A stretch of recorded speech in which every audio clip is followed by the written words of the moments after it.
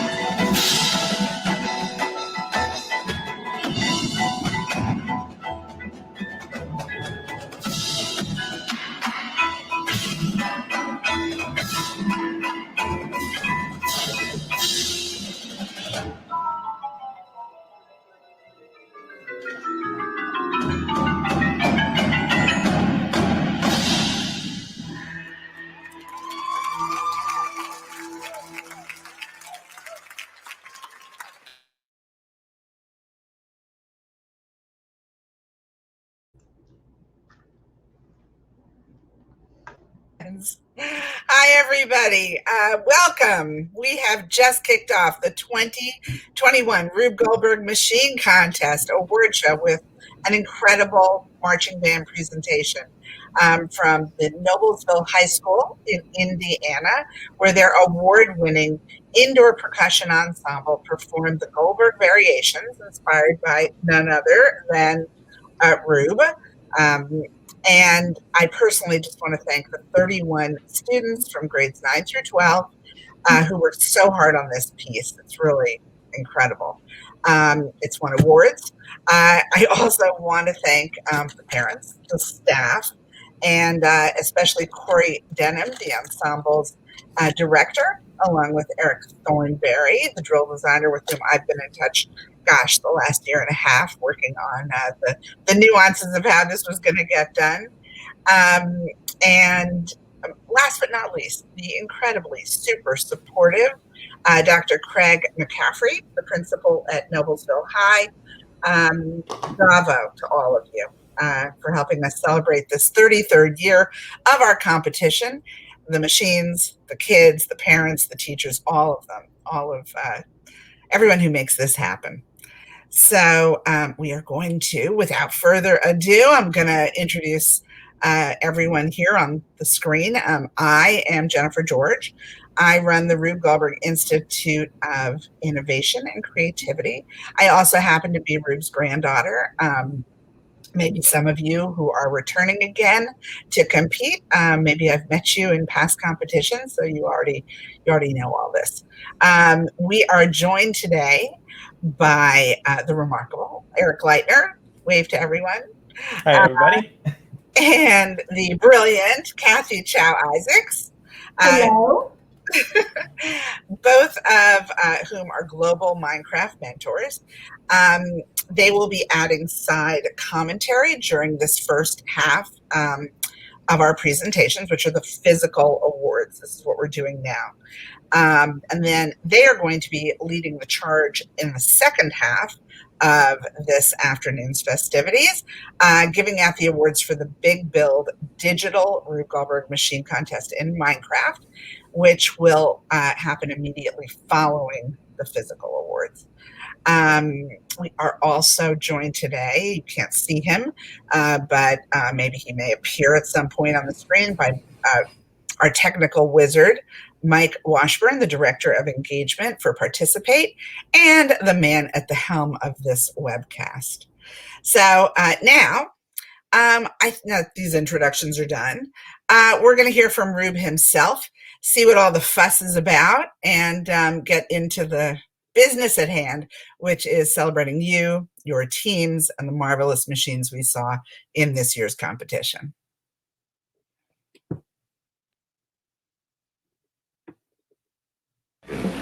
Well, I've been called the father of automation. It's one thing after another. I mean, that's really the thing, and it's an illogical bunch of things which are put in a logical sequence. Rube Goldberg. Rube Goldberg. Rube Goldberg. Rube Goldberg. Rube Goldberg. Rube Goldberg. Rube Goldberg. Rube Goldberg. Rube Goldberg. I made a Rube Goldberg machine. A Rube Goldberg machine, it's an intentionally delightful waste of time and energy. Here's a typical example of what I mean.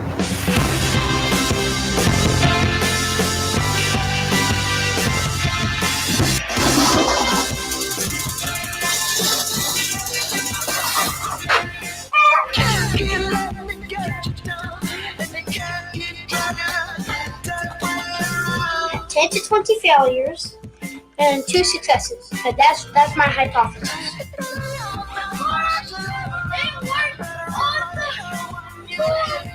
The internet, and YouTube in particular, has given a whole new life to Rube Goldberg. Watch close.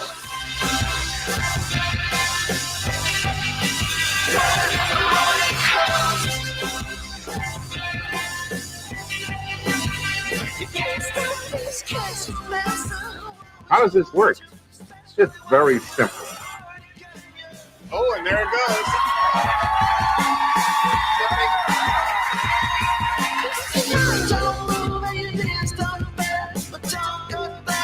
I suppose there are one or two among you who think that my inventions are a bit ahead of their time. All right, go on and say it. Downright screwy.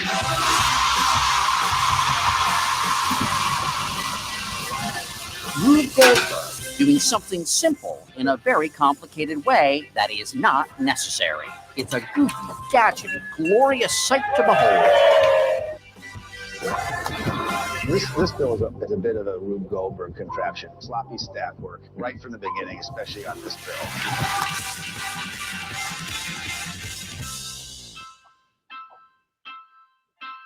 And this is the world's slowest Rube Goldberg.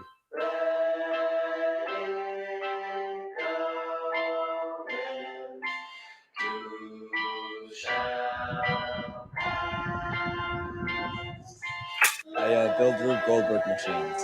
Oh, no kidding. I love it. You actually know what it is. I'm pretty surprised. Absolutely.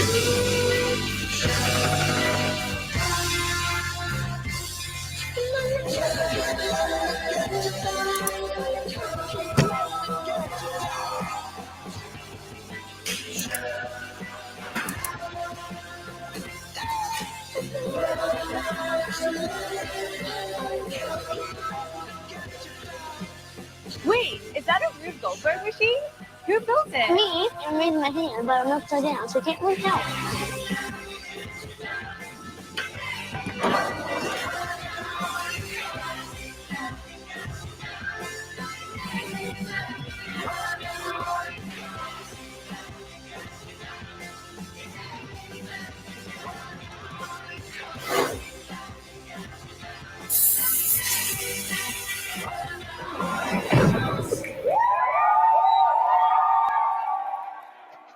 Yes, sir. Long, long after you and I have departed from this earthly scene, this machine of mine will be working on and on and on and on and on and on.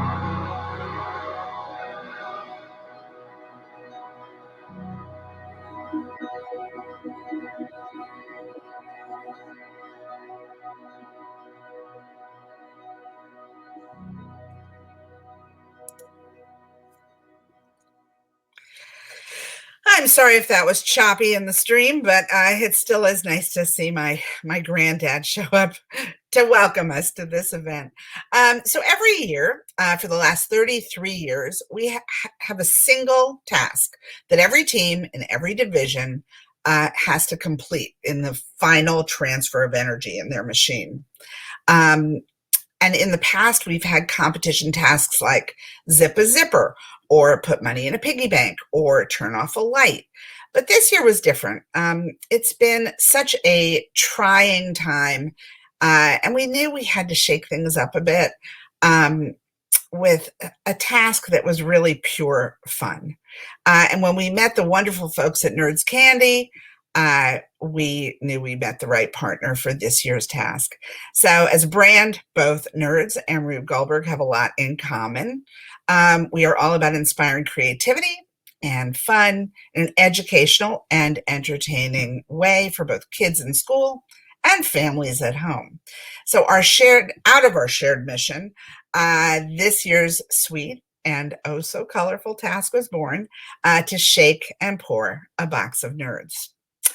Also new this year, and as a response to the many challenges of remote learning, we added something called the family division.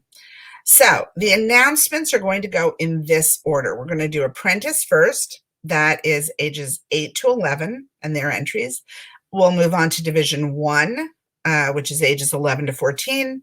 Division 2, ages 14 to 18, and then the family divisions, which is sort of an all ages free-for-all, including family pets. And at the very end, we are going to announce your picks for the top honors with the People's Choice.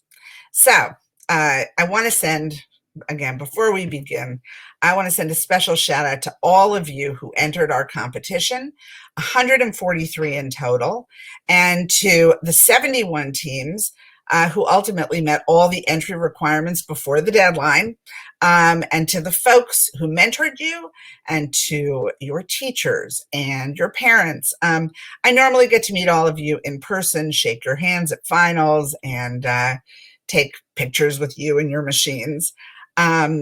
And even get teary-eyed when a successful run is accomplished. I want to thank you all for being part of our world, and for letting my granddad be a small part of your life in and out of school during this really crazy year. And while I fully expect that one day, soon, we will be back to live competitions, seeing your videos, and I watched every single one, even though I only judge one category, it filled my heart with joy. So, and then the final thank you is to our judges, almost 50 of them from a variety of STEM-related fields, chain reaction builders, authors, teachers, and fans of Rube. You are all integral to what we do. So here we go.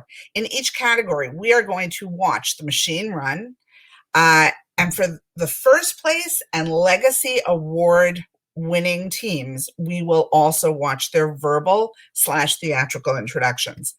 Also note, if there are multiple wins for a single team, we will not play their entry again. But if you'd like to see it again, everything will be available next week on our website and on our YouTube channel. So, and that's all available at rubegoldberg.com. So 3 years ago, when we launched our Apprentice division on our 30th year, we could not have anticipated the interest and the skills that our young problem solvers, ages 8 to 11, would bring to the table. So for the Professor Butts, the winner of the Professor Butts Creative Spark Award, The award goes to a team from Long Beach, California, whose creativity was shining very bright as they took us on a tour of Willy Wonka's candy factory. And we met Sir Butterscotch Cookie Dough Vanilla DeMint Jr. to see how he created the ultimate machine that makes nerds candy. Let's watch.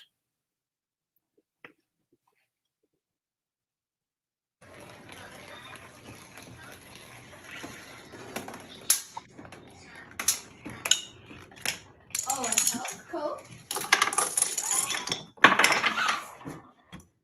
What?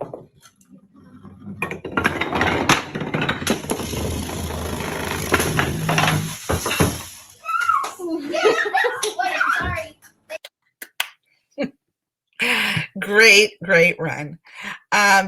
Now we are going to move on to the Rube Goldberg Spirit of Hilarious Invention Award. It's going to the Rube-tastics from Overland Park in Kansas, whose machine tells the story of an alien being and the long, difficult journey he goes on to get his favorite treat, which is nerds candy.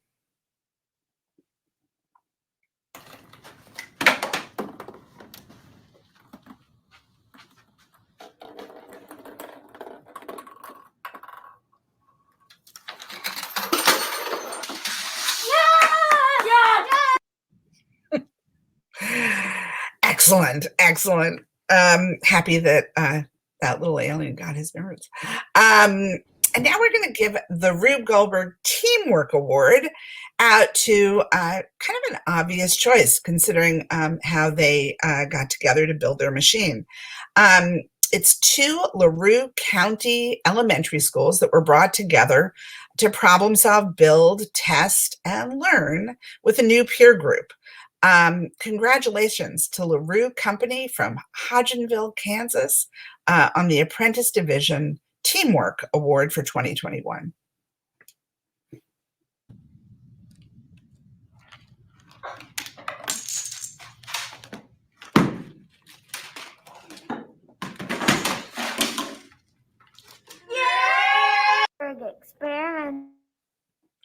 Experiment. Excellent. You know, it's funny, you don't realize how many runs they have to do, even just to do these simple kind of small chain reaction machines. So we're going to move on to the best final step for this year's Shake and Pour a Box of Nerds in the Apprentice Division. This part of the judging is always done by the sponsor themselves. So this part was chosen by an exclusive panel of judges, all of whom work for Nerds. They selected their winners based on who came up with the most funny, unique, and creative way to complete the final step, which is actually the transfer of energy that shakes and pours the box of Nerds. So without further ado, it is this year's Apprentice Division best final step goes to the 2nd grade Experimentals Turtle Lake. How we travel.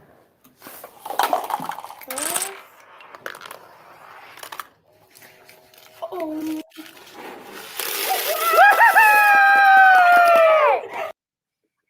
Very clever. And it's funny, those are the moments, like there's always a moment in each machine that you go, oh my God, I never thought of that. And I love that. Those are the wow moments. So now we're going to go on to the Legacy Award. The Legacy Award, now what is that? It's the only award that I really have anything to do with. In fact, I have everything to do with it. And I'm going to tell you a little story, a history of the background of this award. There was a time when the finals were always held at Purdue University, and Purdue always had an extraordinary, amazing team. They pretty much won first place every year. And when I would go and they were setting up and they would run their machine, to make sure it was working before the actual competition started. Well, there was a machine that year that the task was to water a plant. And this machine told the story of the history of the world from the Big Bang to the apocalypse. And at the end, it watered a plant. It was probably the best machine I've ever seen in competition. It was amazing. And it was so good that it worked every single time before the competition started. They must have run it 15 times. Every time it was a perfect run. Fantastic. And then the competition started and it never worked again. So, and it was clearly the winning machine, you know. After that, I decided there really had to be something called the Legacy Award. So just in case the machine didn't work, or maybe it was a machine that was full of promise, or a machine that made me laugh out loud but never could quite get the transfers of energy together. So that's how the Legacy Award was born. If you are basically, in essence, if I've chosen your team for this award, it's a big giant invitation to come back next year because you have the stuff that Rube Goldberg Legends are made of. So the Apprentice Division Legacy Award goes to LKE Lions Gifted Education, Overland Park, Kansas. Epic engineers, and our theme is space, so we decided to build a zip line and launch a spaceship from outer space. Hi, I'm Benjamin from the Epic Engineers. The spaceship will hit a meteor and will go down the space tube. The satellite will reposition itself in order to prevent being hit by the asteroid. Hi, I'm Will from the Epic Engineers.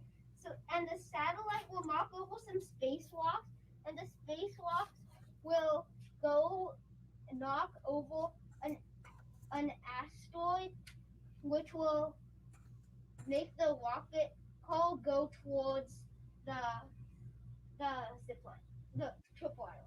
Hi, I'm Brent from the Epic Engineers, and it'll come, hit the tripwire, it'll knock over a bunch of moon rocks. Hi, I'm Onward from the Epic Engineers. The moon rocks will dump down as a box of space nodes into a black hole. The Epic Engineers have just staked and poured a box of nodes.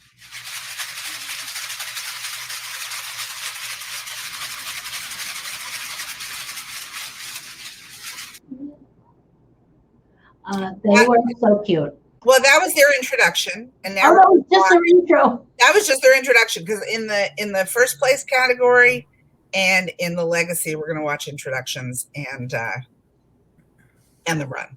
All right, let's do this. Event Space Nerds Extravaganza, recording to take 45.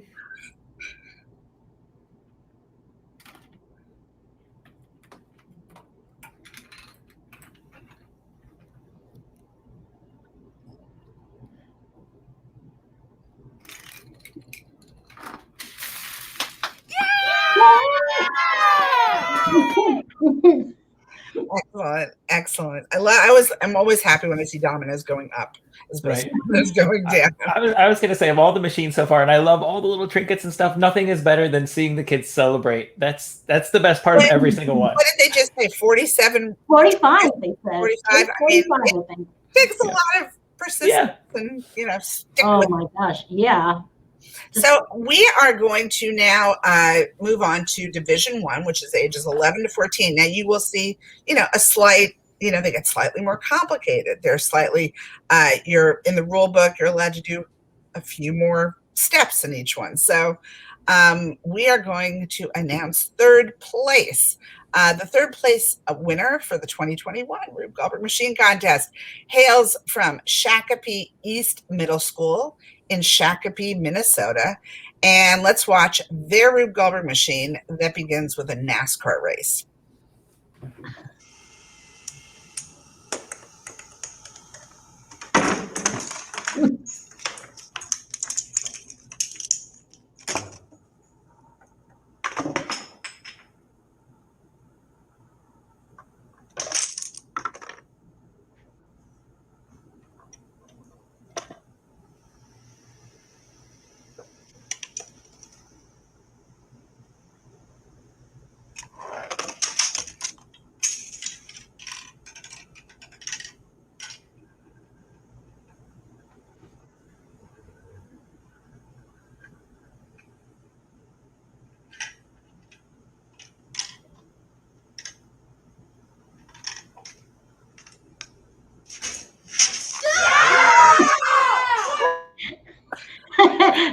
Okay, someone has to just say it. So the toilet seat, right? I The know. toilet seat is the best. I know. It's, and when I try to explain, when I do these sort of Zoom in the classroom things, everyday objects are really at the core of a Rube Goldberg machine. So the more of them you can fit in there, the better your machine is going to be, at least from our perspective. So congrats to you guys. Very exciting. Second place in Division 1. The winners hail from Briarcliff Manor, New York. I'm in New York, very exciting. In this year's 2021 contest, this Rube Goldberg machine takes us to outer space, where we join 4 astronauts, the Nerd Navigators, on their intergalactic journey to shake and pour a box of nerds.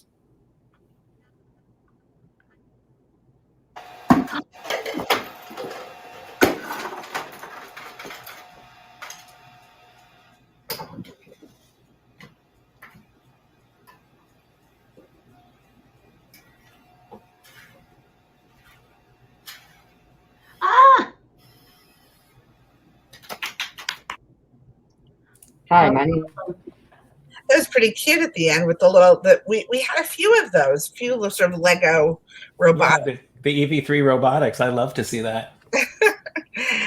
And now for our first place winning team for Division 1. They created a Rube Goldberg machine that imagines a bunch of kids venturing into a closed candy shop on a mission to get their hands on some nerds. Realizing that they need to avoid security cameras, they hope that their carefully placed Rube Goldberg machine will get them in and out of the shop unnoticed and with their bounty. Let's give a big congratulatory shout out to Physics Works from Shillington, Pennsylvania. It's Garrett. I'm Maya. And I'm Grace. And we are Team Physics Works. Today, my team and I are here to show you special footage of what happens when the owner of a candy store is out sick. Luckily, with this footage from a kid that broke into a candy store and stole some nerds, you'll soon discover the inspiration behind current-day vending machines and what happens behind the scenes of takeout restaurants. Are you ready, guys? Yeah, let's start it.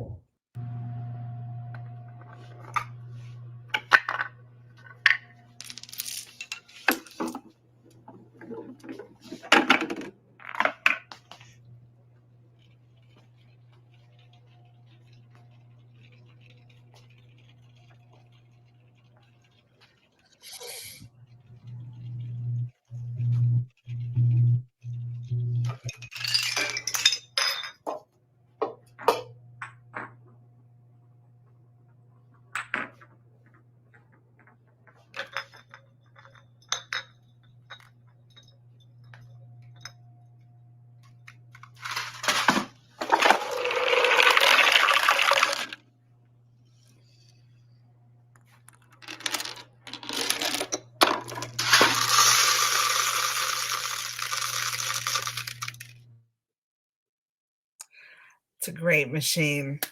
Awesome. That was awesome. That was so good. The car traveling across the floor. I thought like, oh, it's gonna go like 2 feet and hit something else, and it just kept going and going. And the anticipation was great. Or the jar hitting and going for the stacks of nerds. I was like, come on. I know, and I love when the jars sort of go in different directions. You know, they sort of, I don't know how you do that, but I always talk about a slow transfer of energy will build that anticipation. So that's really quite wonderful. Congrats to Shillington, Pennsylvania. Very exciting. Way to celebrate. Now, Division 1. This is the Legacy Award. Again, I explained the history of the Legacy Award. And every now and then, a submission comes in that is so extraordinary and exceptional that it tilts our axis a bit off kilter here at Rube Goldberg. This Rube Goldberg machine did just that. It broke all the rules. It traveled over 400 feet and worked at the end, which is a wonderful thing. So and again, when I say it broke all the rules, it was not within the constraints necessarily of what we had given as the parameters of the machine build itself, the footprint. But if anyone was ever deserving of this award, it is Steam Train from Santa Barbara, California. Check it out. Pandemic and social distancing is the main reason we came together for this contest. But we're more than just idle and frustrated kids trying to be inventors and engineers. We're resilient and dedicated. We're colorful and fun like Nerds Candy. We're athletes, Adventurers, comedians, competitors, problem solvers, teammates, and friends. And much like how life has changed over the past year, our Rube Goldberg machine has many twists and turns. A few highs and many lows. It shows that no matter how many hard blows you take, how often you fall down, get knocked over, or go off track, with a desire to learn and succeed, we can keep our energy moving in the right direction.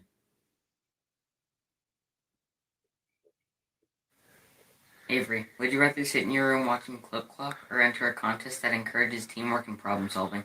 Dad already said I have to be on the team. Go Zoom with some of your friends and see if they'll do it with us. Hey Jane, want to play Would You Rather? Sure. Would you rather do nothing during lockdown or work with friends to create a crazy and complicated contraption? Anything sounds better than doing nothing during lockdown. Ethan, would you rather make something with nerd friends or nerd candy? Why not both? Logan, would you rather have hair the color of watermelon and cherry nerds or hair that tastes like watermelon and cherry nerds? Have you seen my hair? Anyway, Alistair, would you rather understand the Pythagorean theorem or have nerds pour into a tiny cup? I already know that a squared plus b squared equals c squared. I'll go with nerds. Sawyer, if you were stranded on a desert island. Aren't we playing Would You Rather? Can somebody else go? Okay, I'll ask Ollie. Ollie, would you rather make something using science, technology, engineering, art, and math, or shrimp, tofu, eggplant, asparagus, and mushroom? Oh man, I'm too hungry to answer that right now. That's not how you play the game. Here's a different question. Would you rather have nerds appear not so suddenly at the touch of a button? Enough with the game already. I need to eat something. Let's just push the button so people can see our Rube Goldberg machine in action.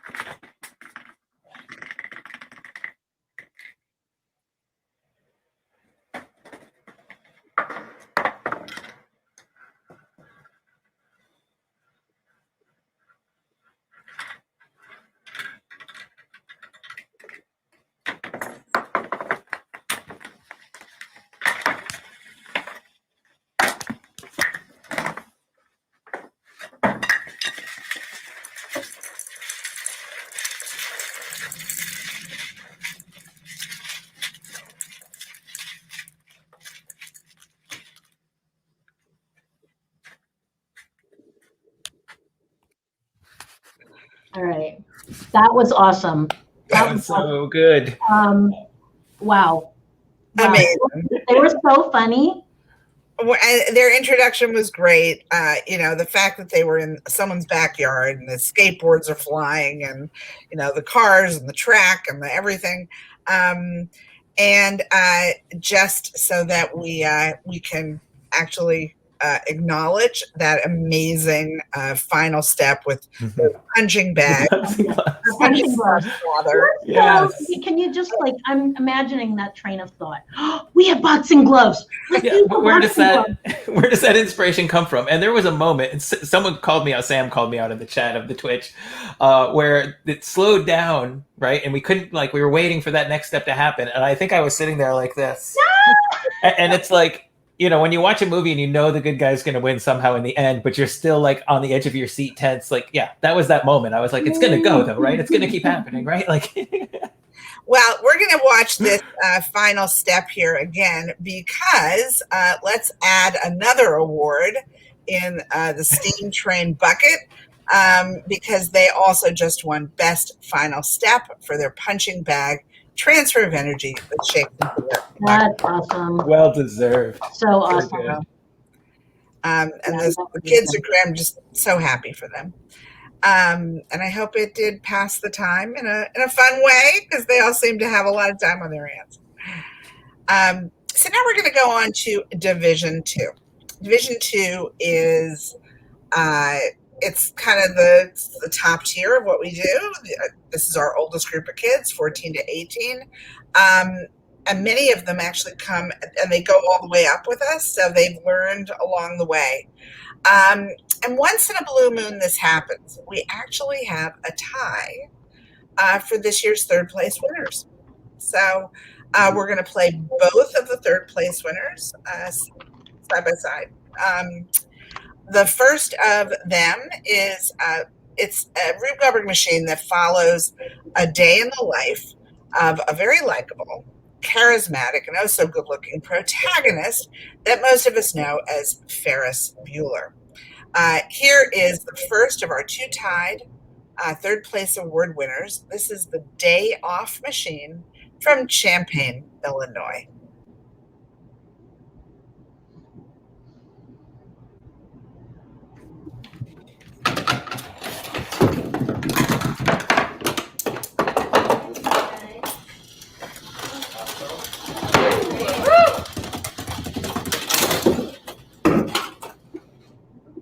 That's okay.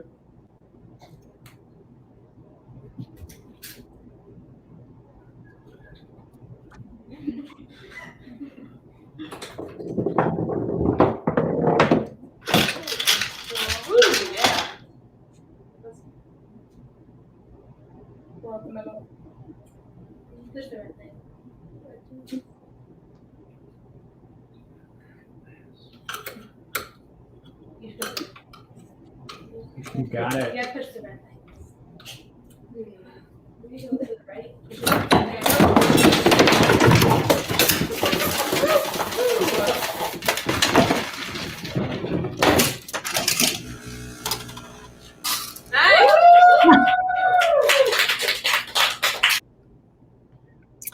I recently watched Ferris Bueller's Day Off, and I forgot just how good that is. Yes. And when you said Illinois, it all came together. I was like, oh, it all makes perfect sense now. And I think we're dating ourselves a little bit, but it's all right. It happens. It happens. It's a classic. It's timeless. It's timeless. A great machine. It worked. They had one touch. In live competitions, there's points are taken off for touches. But in this competition, not so much. It's more just so the overall feel, look, amount of transfers of energy, and the kinds of steps that you are putting into your machine. So our next third place winners, they tell a story of a lowly farmer named Sylvester during the 14th century. They were very clear about that. Whose farm is destroyed by a dragon that swoops down from its mountain lair. Seeking his revenge, Sylvester slays the dragon, and everyone celebrates with a unique form of fireworks that shake and pour a box of nerds. So here's to the second team to tie for third place honors. It is Homestead High School from Fort Wayne, Indiana.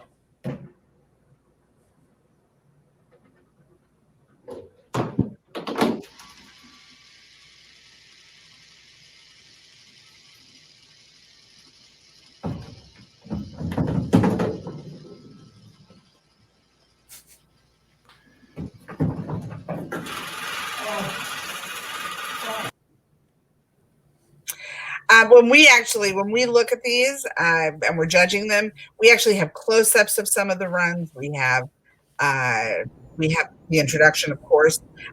We had a situation for this broadcast where a lot of the levels, the audio levels, were not syncing really well, which is why we couldn't do all the introductions.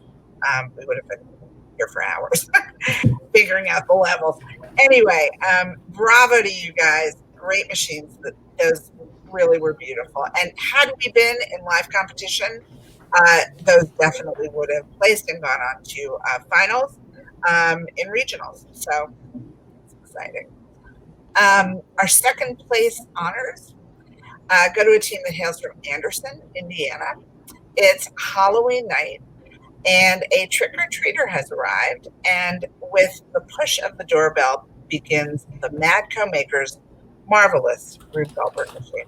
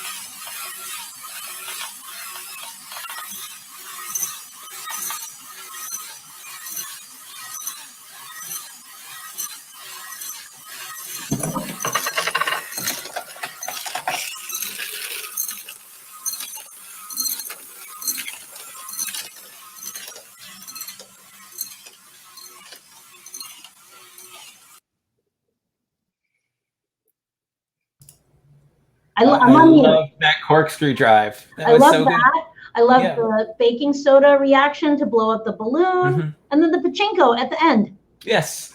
And also they had that moment where it looked like nerds that were pouring out, and then they sort of tricked you. That wasn't the last step, you know.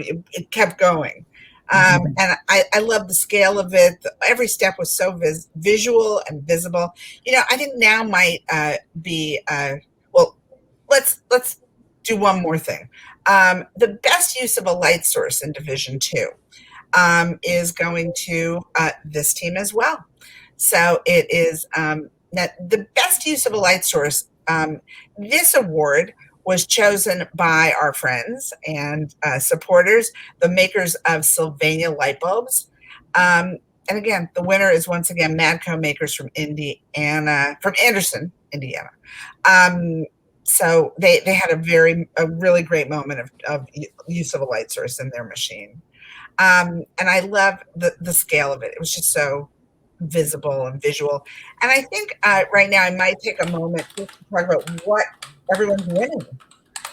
So if you have time, if you are first place, you're winning first place, you are going to get, let me see, where are the awards here? Don't want to say the wrong thing. That would be my job to tell you the wrong award. I know. And you know what? Okay. Well, if you win second place, which Madco Makers did, they're going to get a $150 award for themselves and a $150 award to donate to a charity of their choice. Oh, nice. It's going to be a 501c3. They are going to send us 3 of their choices, and we will pick one of them to give to. So we think it's really important so that they give back to the community around and at large. It shouldn't be one of our charities. It should be one of the winning teams. And then if you win first place, you win more money, I believe. More money. More money. Where is that? I think I saw somewhere 250. Is it 250? Yeah, 250. And not only you win trophies and plaques and a bunch of Rube swag and nerd swag. So a year's worth of nerds box. So the first place winners for Division 2. They are a team that served up, and I'm using their words, the punniest, most puntastic Rube Goldberg machine to date. Please give it up for the nerd degree from Chatfield, Minnesota.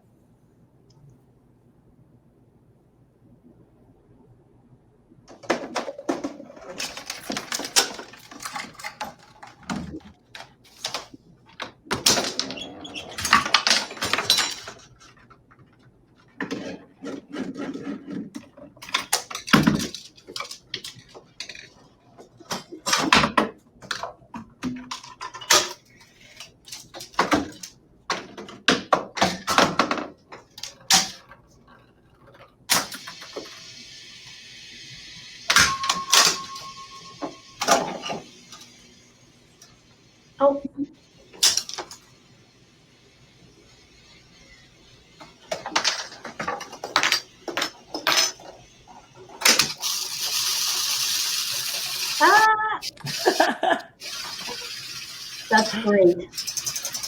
A wonderful machine, a really great machine. No dads were harmed in the video. And it shouldn't surprise anyone that the best final step for Division 2 has also gone to the Nerd degree. Again, this award was chosen by the folks at Nerds for the electric vortex or transfer of energy that shakes and pours the box of Nerds to the hungry ants below. That's what it is.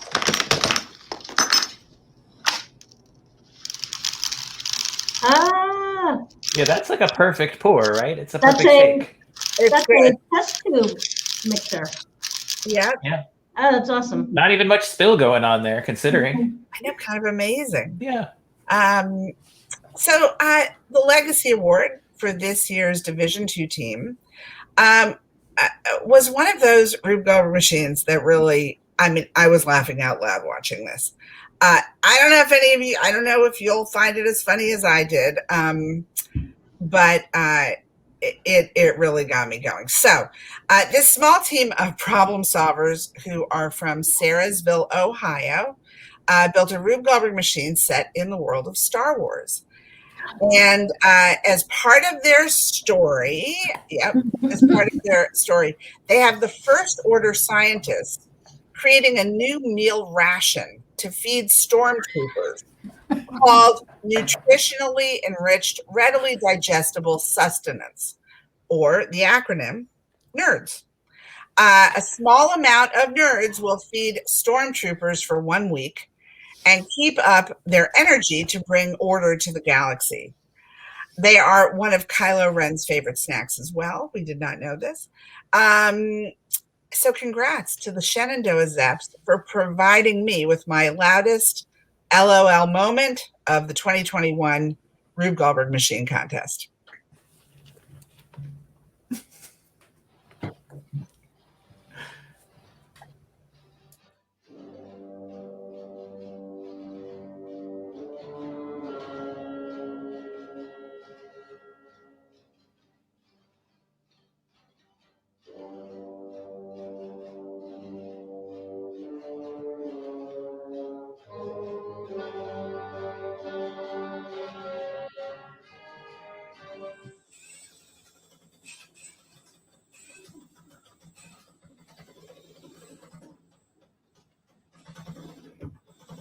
I'm here for an inspection. What's going on here? What does this machine do? Will it help us in the fight against the resistance?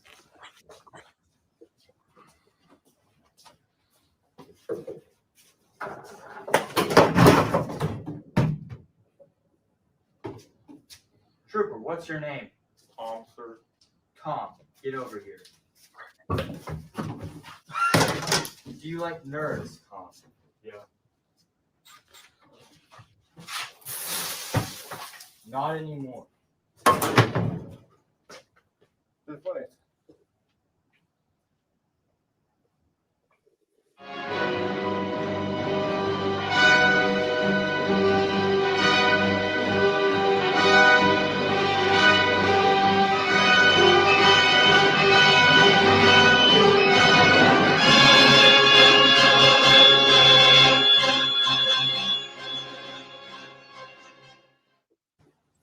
Three, two, one.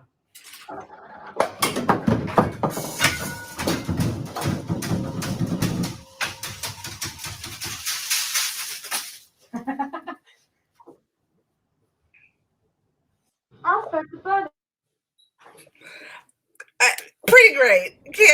That was great. All right, I'm mildly biased, but yeah, no, I'm genuinely thrilled. Everything about it, the cosplay and everything else. I mean, it's everything to me. So, well, when we talk about giving a theme and a fun kind of theatrical introduction to your machine, they really nailed it, I think. And even though the machine didn't have a whole bunch of fancy steps, it was a great simple machine, and it. I really hope they will come back next year because they are really, they understand it and they are fun. Yeah, best use of a refrigerator in a Rube Goldberg machine. Well, I love that it was all to scale. I mean, it was sort of, they built a little kitchen in their classroom. Well, I have so many questions. Like, you know, where do they? You know, clearly these are not built in a day. So where are you storing everything? How are you putting everything away and then setting it back up? That I'd love to know. Well, I think that, gosh, it depends where the teams are building. Sometimes there's a sort of a closet in the school that they can sort of deconstruct and reconstruct and use it as a storage room. But sometimes schools are lucky enough to have some extra space, whether it's in a basement or an attic or a room they're not using much, and they kind of sequester it away and keep the build going. There's one school here in New York City that I know has basically an allocated room, and they have multiple teams usually in the competition. Wow. So it's kind of exciting when you get, because then you don't have to take it all apart. Right. Anyway, so now we're going to go on to the family division. Again, it's a new category for us for this year. It's all ages. It's, everyone in the family or your kind of sequestered group. Your pets, your family pets, as long as you treat them well. Because we were really aware that this year, especially planning a Rube Goldberg project might be challenging because so many schools were closed. But for those who couldn't get together with their classmates, this was a viable way to join the fun with family members and friends and pets. So the family division in this category, our third place winners are from Northbrook, Illinois, with a Rube Goldberg machine that puts butter, an egg, and nerds into a frying pan and makes a nerds omelet. Congratulations to the Engineers from Northbrook, Illinois.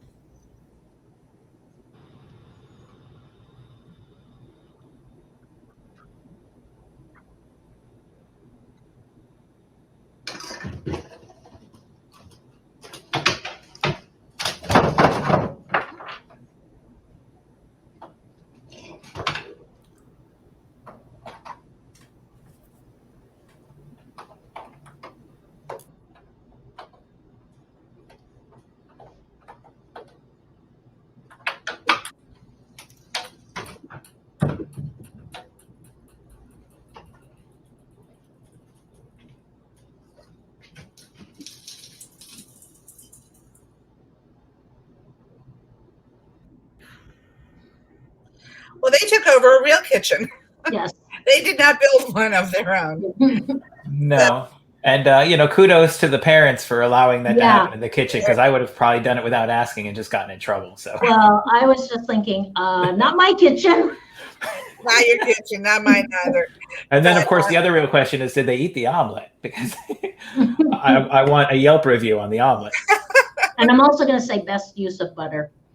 Best use of butter. Is there a category for best use of butter? I mean, maybe we need. Now there is. We need to create that. That's right. So moving on to our second place division, they built a Nerds Ninja obstacle course where potential ninjas come to practice their skills and grow stronger. Let's send a big congrats to the terrific Thomas family from Lebanon, Pennsylvania.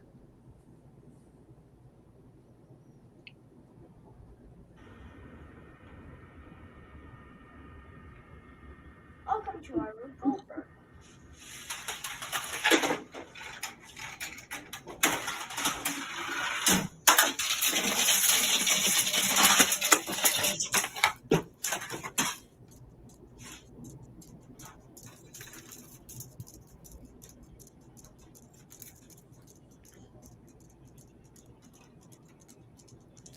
Come on. It's boring. It's cute. Yeah. Little by little, we'll get there. Yeah. Can I just say I love a noisy Rube Goldberg machine. I don't know what it is. I love a noisy Rube Goldberg machine. The more clacking and clamoring there is during the process, the more I love it. That's true. That's very true. And especially ones that intentionally put the clacking in. That one machine that I told you about that told the history of the world from the apocalypse to the Big Bang had like a siren that went off that could, it could create an earthquake of its own. Probably it shifted everything when it went off. It was so loud. So that was, we're moving on to first place in the family division. This is a Rube Goldberg machine. It's a wonderful machine that took us all the way to Paris, where our peripatetic inventors took their creation to the next level. Set in a French cafe where our French chef makes delicious crepes, thin pancakes with fresh homemade maple syrup, and at the end, it shakes and pours their favorite garnish on top. Congratulations to Spring Valley Springboks from Farmington, Pennsylvania.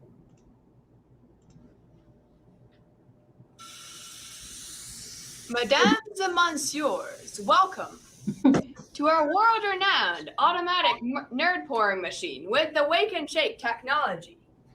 Allow me to introduce my fellow engineers, Thompson and Thompson, and Flannel Dan, the skier man. At school, we've been learning about Europe, so our machine is themed around this interesting continent. Right, Francine? Our French chef. Oui, monsieur, but not only that. In our spare time here in the mountains, we love maple sapping. Of course. Homemade maple syrup. So this unique combination of European tradition and of maple sapping has produced French crepe à la nerd. Bon appetit. So yummy. Now the machine. In addition to our French chef frying crepes, our machine includes Robin Hood's bow, the Eiffel Tower model made by us with some help. French wine in 2 wineskins. The swing hammer of Thor. A German delivery truck down the slopes of the Alps. A safer version of the Dutch blunderbuss. Europe is quality, not quantity. So our machine does not have hundreds of steps, but, golly Ned, are they unique. And now about maple sapping. In the spring, the sun shines and melts the ice, and the sap starts to run. What light source could be better than the sun? Our heat lamp sun melts the ice and starts the sap flowing. A maple tree dripping. Sap is boiled to make syrup. It's a long, patient process, but the results are oh so sweet. So stop by at our French cafe and allow Francine to serve you her signature dish, crepe à la nerd. Si charmant. Hey, I'm going skiing in the Pyrenees next week. I'll definitely stop by to try out this automatic nerd shaker. See you there. Boy, it's cold out here. Can I have a crepe with nerds on it? Oui, monsieur.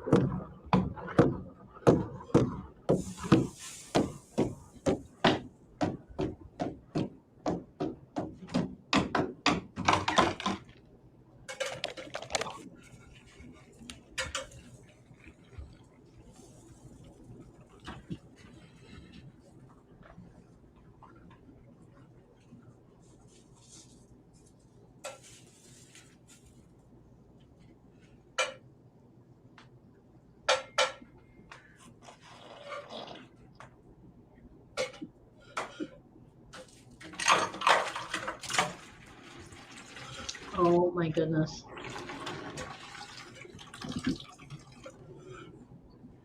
Your order, monsieur. Thank you, but where are my nerds? They're coming. Okay.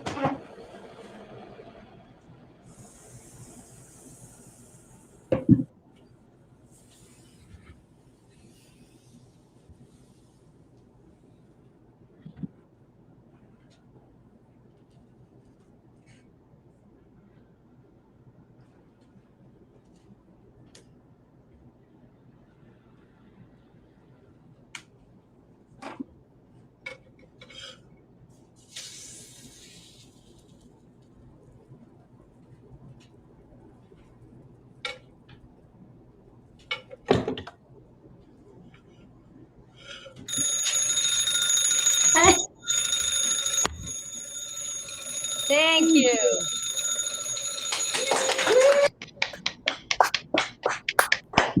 How great was that? I don't even know where to start on that one. First of all, Kathy, I have a real question based on our Minecraft preseason challenges. Do you think they saw the French chef and they were like, all right, these people laughed and laughed at the French chef, so we've got to do our own? I mean, some of those steps were so incredible, like the one where the water boiled and it kind of weakened the toilet paper enough so that it released. And then I love, again, the last step where the alarm clock, was the thing that rang and shook the box, and just the presentation, the theatricality, it was really the stuff that my grandfather's kind of legacy looks for or would want. And it started and ended in the same place. It started with the crepe and it ended with the crepe. So I loved that.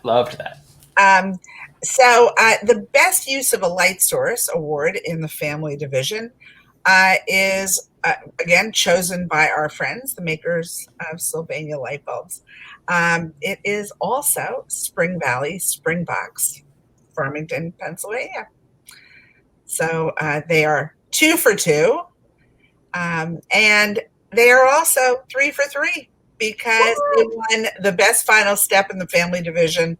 And again, that was chosen by the Nerds team. And it was the alarm clock that shook and poured the box of Nerds. So congrats. What a team. Yeah, everything about it, phenomenal. Yeah, this one was great. Like this one is movie quality. Like, you in that intro reel, you have the ones that are featured in movies. This could be there. This could be there.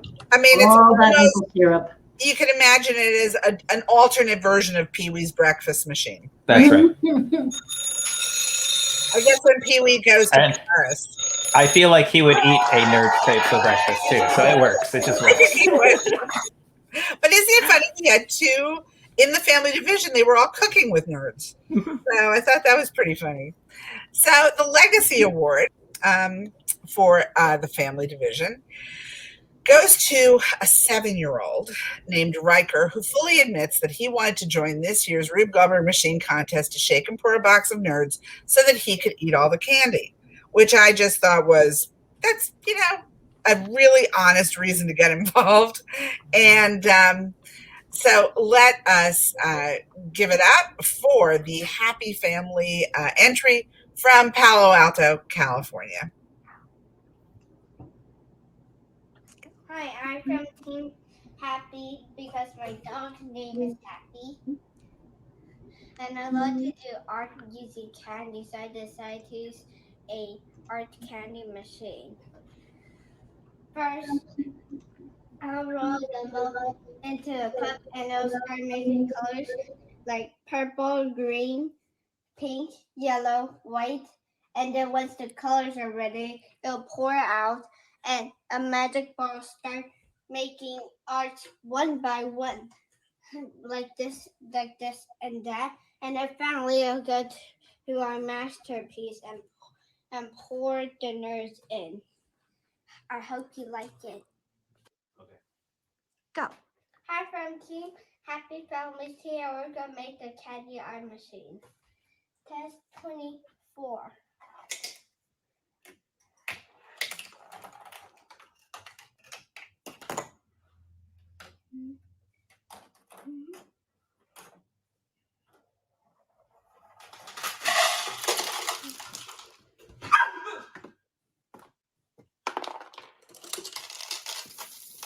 Happy.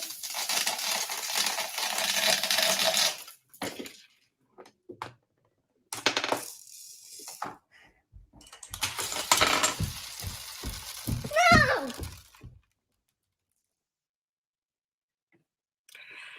A very elegant machine, right? Just seamless, right? Everything just clicked. Everything right one to the next. It just perfectly clicked. And I loved that they filled the heart candy at the end. That was great. Yeah, and it was the 3 of them. and it was just a little art piece. So I thought that was just lovely. So congratulations, happy family. Finally, we are at the People's Choice Awards. This is where you guys get to pick who wins. There were over 3,000 of you who voted for your favorite team and machine. And all of these videos, because there were quite a few overlaps, so we're not going to show them all again, but they're all going to be available to view on our YouTube channel and on our website next week. But I'm just going to announce them here. So People's Choice Award for Apprentice. It goes to a team that included my grandfather's favorite dessert, which was Cool Whip. If for those of you that don't know that, why would you know that unless you've had me zoom into your classroom and I've told you? So it had Cool Whip and suspenders, an article of clothing he always wore, in their Rube Goldberg machine. So they won the award for the Apprentice 2021 Rube Goldberg Machine Contest. It is OTE Figments, Overland Park, Kansas. So that is very good. And now we're going to go to the People's Choice Award for Division 1.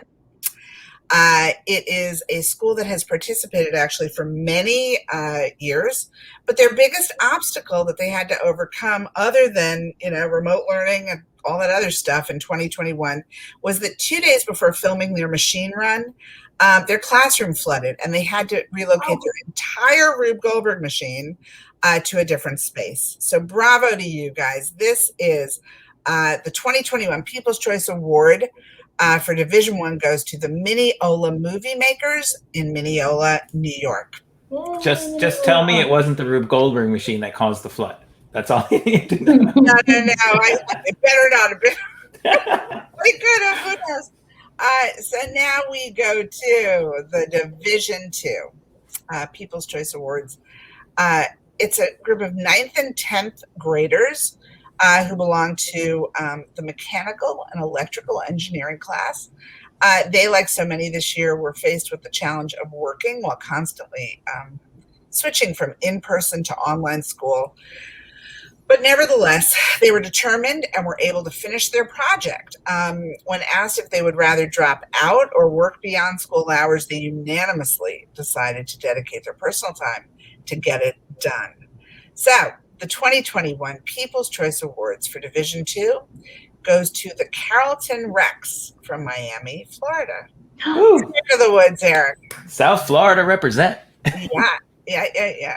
And the People's Choice Award for the Family Division goes to our buddy Riker and his happy family machine in Palo Alto, California. So Riker, not only have you been able to eat all the candy in the past, you will have more candy to eat when you get your Nerds swag box from us. So it's very, very cool. Great way to end these awards. Congratulations once again to all of our teams. We had so many amazing machines. I should mention that we had some incredible machines that you just could not see. You could not hear them. When you're doing this digitally and you're faced with how the recording comes out, it's difficult. So if you think, you had a machine that should have placed it, there might have been a reason that it didn't, and it might have been something to do with your audio or the way we could or could not see your transfers of energy. So I do want to say that. Congratulations, though, for all the physical builds. We'll be announcing next year's task at the beginning of the school year, right after Labor Day. So you'll check back in with us after the summer at rubegoldberg.com.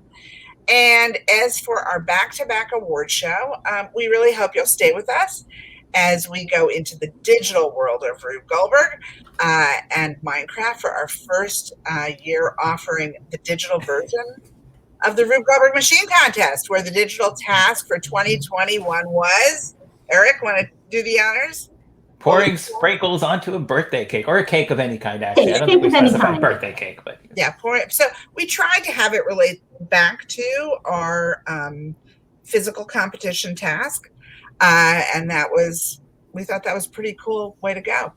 The response for this first ever Minecraft Nerds NASEF collaboration was amazing. We had almost 900 teams registered and participating since the preseason.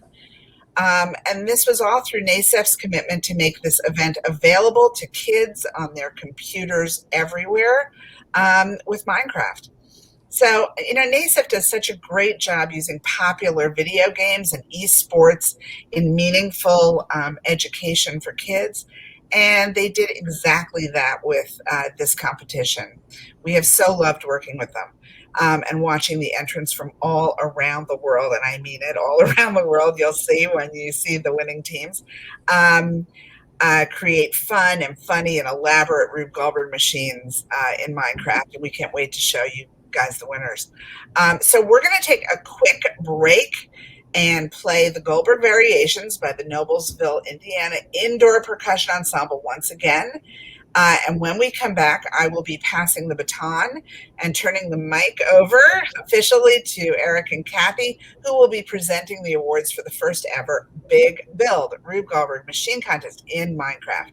Again, made possible by, and I have to give props to your husband, Kathy, Steve and Kathy Isaacs, Eric, our friend Eric Laner, who's here, and the incredible team at NASEF, led by Gerald Solomon, NASEF's founder and chief, who gave us the green light. Gerald, all of us at Rube Goldberg are so thankful. So again, stay tuned.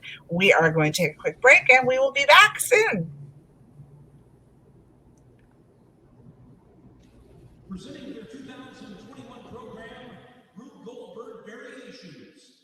Noblesville Indoor Percussion Ensemble, the floor is yours.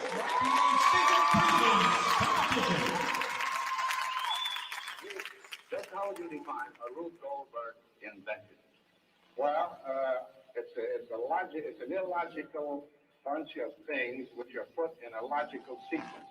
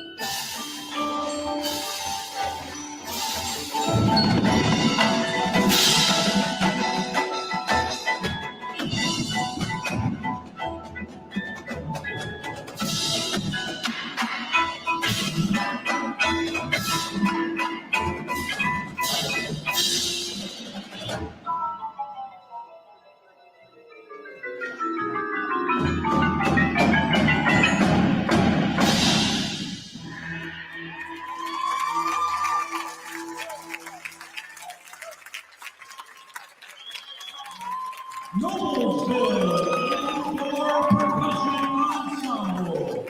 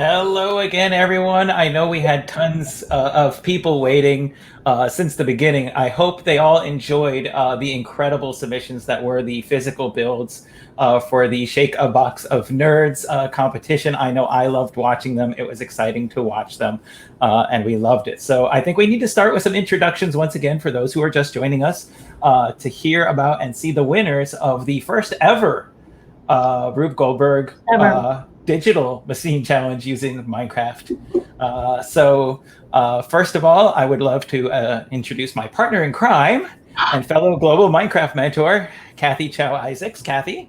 Hello, everyone. Welcome to part 2 of the stream today, part 2. We're Yes. gonna be, as Eric said, we're going to be looking at the digital Rube Goldberg machines that were built in Minecraft today, which we're really, really excited to share with you. There were some fantastic, incredible creations, and joining us today is the one and only Jennifer George. Keeper of the flame, or at least the root flame. I run the Rube Goldberg Institute of Innovation and Creativity, along with the competitions, etc., with my great team here at Rube Goldberg, and I also happen to be his granddaughter. So the wackiness is legit. It's part of my DNA, and I can't wait to see what the kids came up with in Minecraft. You're gonna, even if you've never seen like how this works in Minecraft before, I think anyone can get excited about the stuff that we see, and especially for the ones who did sort of the voice work and stuff on their videos, to hear the excitement from them as they share their videos. We get to flip the script a little bit in terms of that as well, because this morning, or earlier in the day, I should say, it may be morning or not, depending on where you are. Kathy and I were the ones who were reacting because we hadn't seen a lot of the physical builds, and you were taking the lead. And now we get to share with you the Minecraft builds, and we get to get your reactions out of the chaos that is a Minecraft Rube Goldberg machine that we're so excited to share. Well, can't wait. And I will say, I look at Minecraft and I'm just amazed that anyone knows how to work in that way. And I've learned a lot over the past year and the tutorials, etc. But I'm still transfixed, mesmerized, and totally impressed. So. There was a hydrate in the chat, so I'm hydrated. We have to honor that. Oh, wait, hold on. Wait, do you got yours, Kathy? You're good? Placement. Well, just, there you go. Perfect. Yes, now you look like you're keeping warm. It's perfect. All right. So before we start, first of all, we do have one other person to introduce, whether we see and hear him or not. And that is the amazing, incredible Mike Washburn from Participate, who is doing all of our behind the scenes work today. And this has been seamless so far. So massive, massive shout out to Mike Washburn and the team at Participate for everything they're doing. None of this gets presented to you without their help and all the wonderful things that they do to bring lots of various digital and otherwise phenomenal education experiences to life. So thank you to Mike and to the team at Participate. And of course, some other very important people to thank before we even go on, and their involvement in this. We couldn't say any of this without the incredible Gerald Solomon, who made these connections, made it happen. And of course, Steve Isaacs as well.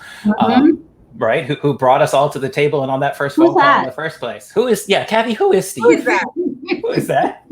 I think he's watching. I'm not sure. He might be watching. He might not. He's a busy guy. He is a busy guy. Well, yes, he's highly in demand. As well as all of the team at NASEF, special thanks to, of course, Lila Bowman and to Sam, who I don't even need to say everyone who Sam is. Sam is just the person who makes all of our behind the scenes meetings and calls and paperwork and everything happen. So thank you to Sam. Makes us look good. Sam has been in the chat all day. I know that. I don't know if she's still in the chat. She definitely is. But Sam, we love you. And so I think we're ready to kind of share some backstory on this and then jump right in. So let's start with how many we've had participating throughout the season. So for those who are just joining us to watch, this started with 6 preseason challenges that teams competed in. They were one for each simple machine, and those simple machines, of course, are part of the components that make up a Rube Goldberg machine. And we've had nearly 900 teams since the start participate in some part of the Rube Goldberg Machine Challenge, whether it's the preseason challenges or the Big Build Challenge or all of the above, right? And I heard a don't forget Mike in the chat. I swear I mentioned Mike. Yeah. I feel like I did a lot of Mike, but you know what? He deserves more. So shout out to Mike again for those I want folks to who are hear posting Mike. in there. When are we going to hear him? When are we going to hear Mike? That's up to Mike. He can chime in at any moment. We don't know. We don't know. He could just bust through the door and put himself on camera. We wouldn't even know it. So, so we've had nearly 900 teams.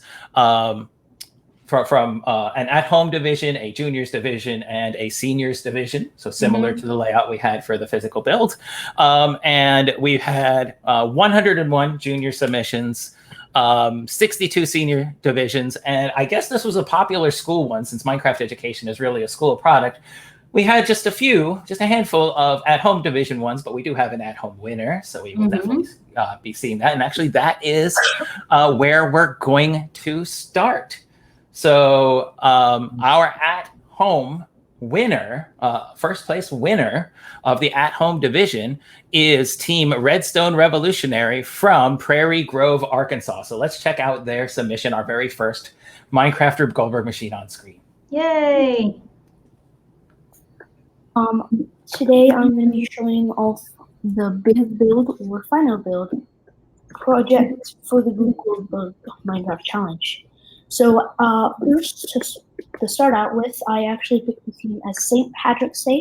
I figured it would be a good theme since the new St. Patrick's Day is just right around the corner. Well, to start off with, I'm going to explain what happens in the contraption. Yeah, that's it. Well, first, you place down the minecart. It goes along the tracks, triggers this 3x3 piston door to open. Sorry about the messy redstone. I did it a pretty lazy version here. I'm sorry. But then, so when it opens, it triggers this observer, which is connected to this dispenser with a minecart in it. The minecart goes along these tracks, and then it also triggers this redstone, basically piston door. I wouldn't say piston door, but it opens up the leprechaun's mouth, and then that also triggers another observer, which triggers a dispenser with a minecart in it. The minecart then goes down the screw, one of the 6 contraptions that I used. Actually, I used 4, but yeah. So then they trigger what I call dominoes. They're literally just sticky pistons with redstone blocks and one wide gap between them, and they trigger themselves. And then that leads into the dispenser with a chicken spawner in there. The chicken then floats up, steps on that pressure plate. The pressure plate activates this dispenser with a minecart in it. Minecart then goes through the house. I had to make it very compact, and yet again I made more messy redstone. It's not really redstone, but anyway, it crashes through the house, wrecking everything in it. Then the minecart goes along, activating the lever. The second. Oh wait, no, I forgot to explain it. I am dumb. This is the pulley, so that's the second, and then the lever, which is the third. And then the minecart then goes up the inclined plane, which is the fourth. Those are all the simple machines I made. It goes along here, down here, triggers this dispenser with an oak log in it. The oak log then goes down the item elevator, steps on that pressure plate, activates this dispenser with minecart in it. Minecart then goes along here, activates this very complicated, actually easy to make, but very complicated line of dominoes. The dominoes then activate this dispenser with minecart. Minecart then goes into the sprinkles. I will explain how the sprinkles are dropped once the minecart goes in there. So the minecart goes in. Fairly simple design, by the way. Goes along, gets shot out here, and then it just goes in a loop with the tether rails, which pushes sticky pistons with redstone blocks connected into them, into these dispensers with our sprinkles in them, which follow the cake. Now it is time for me to demonstrate the build. So first we place the minecart there and just watch.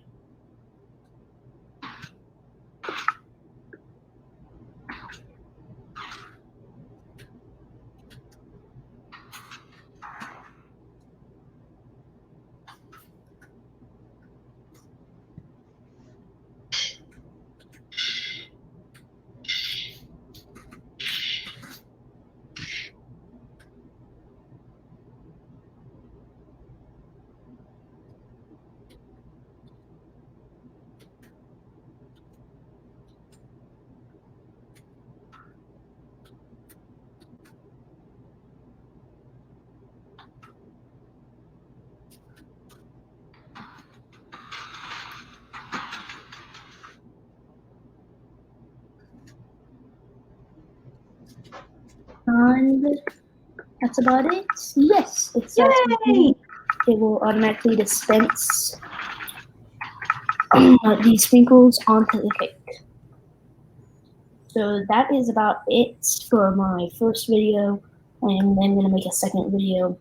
Thank you all for watching. Let's roll the credits. Credits one.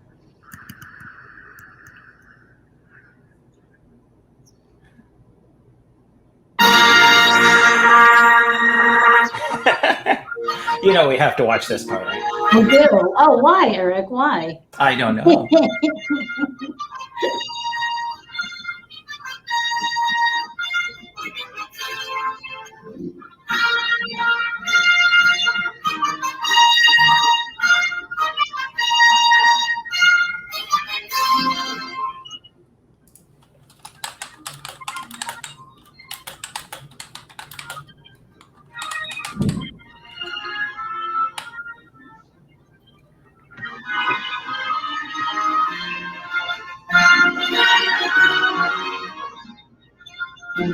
Director.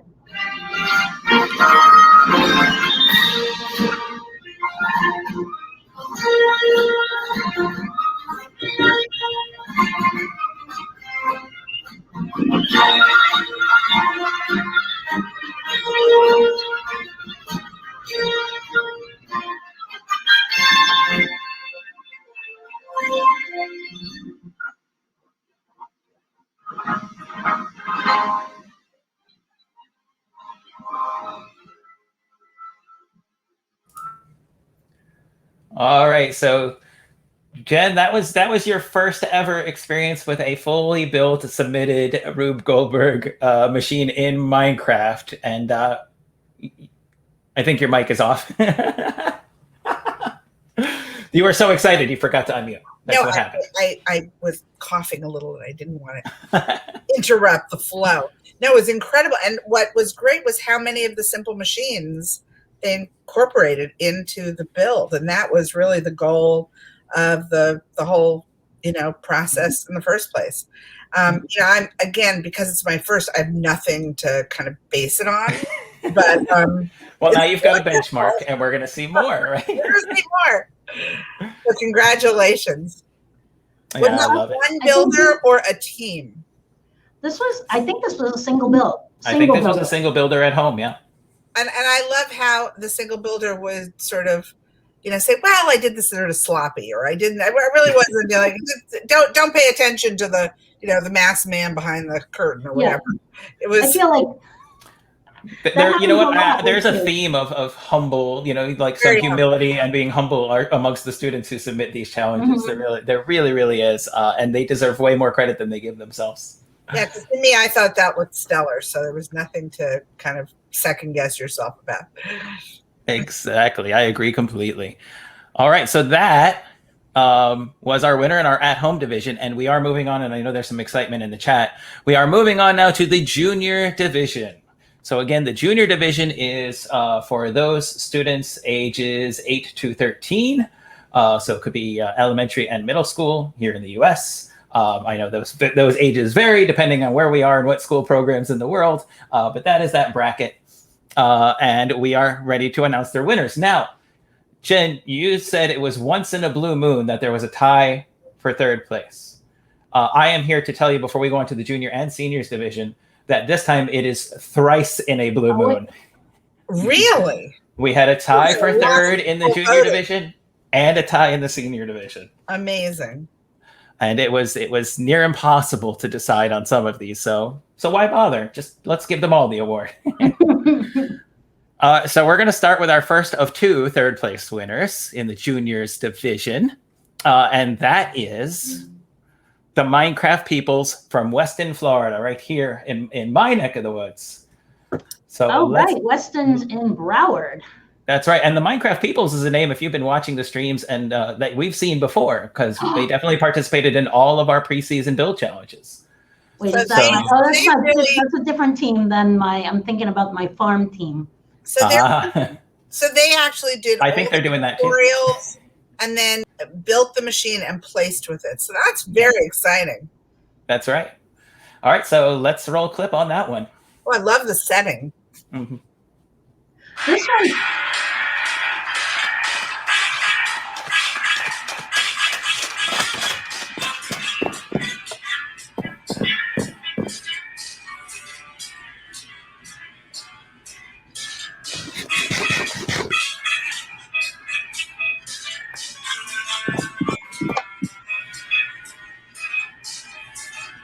Ah, looks like people need food.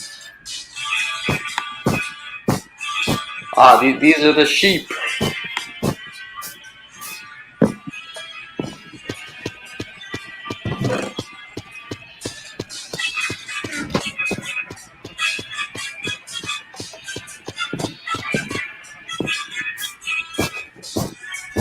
Just have to export the goods now.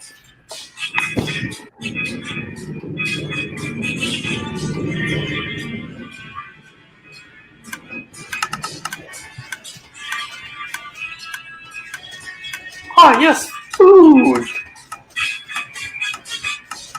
Ah, no, they have to shoot. Oh, the pain.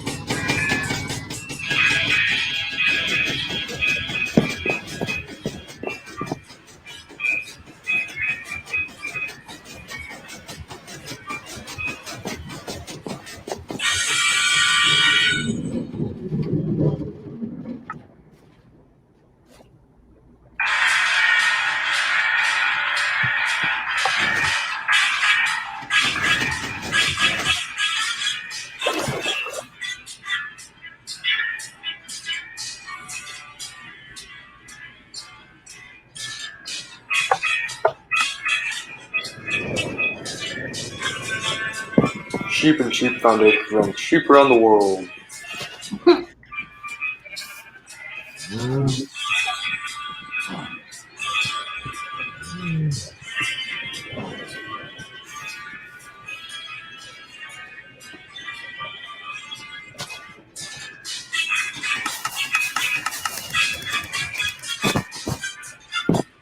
Hello, Billy. Why did you summon us here today? The farmer isn't treating the sheep nicely. How about we call PETA? PETA's busy. How about the sheep military? Okay, I'm gonna contact them now. Bye.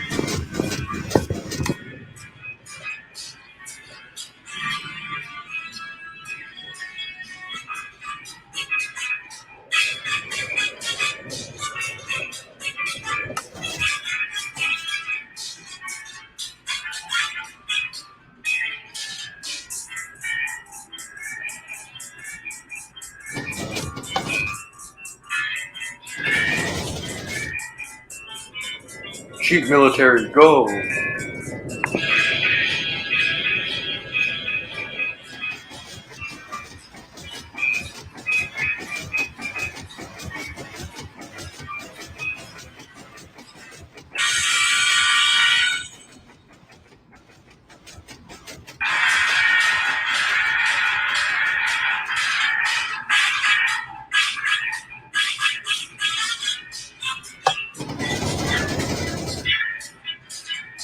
What a nice day.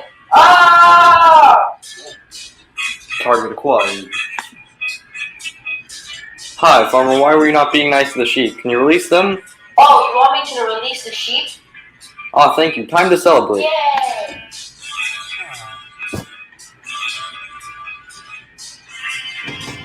Freedom!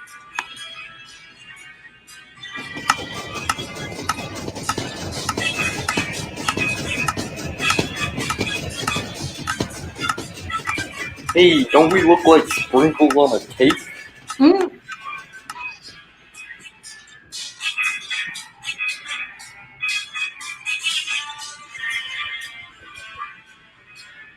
We're all going to do our Daniel and Charlie, total props to you guys.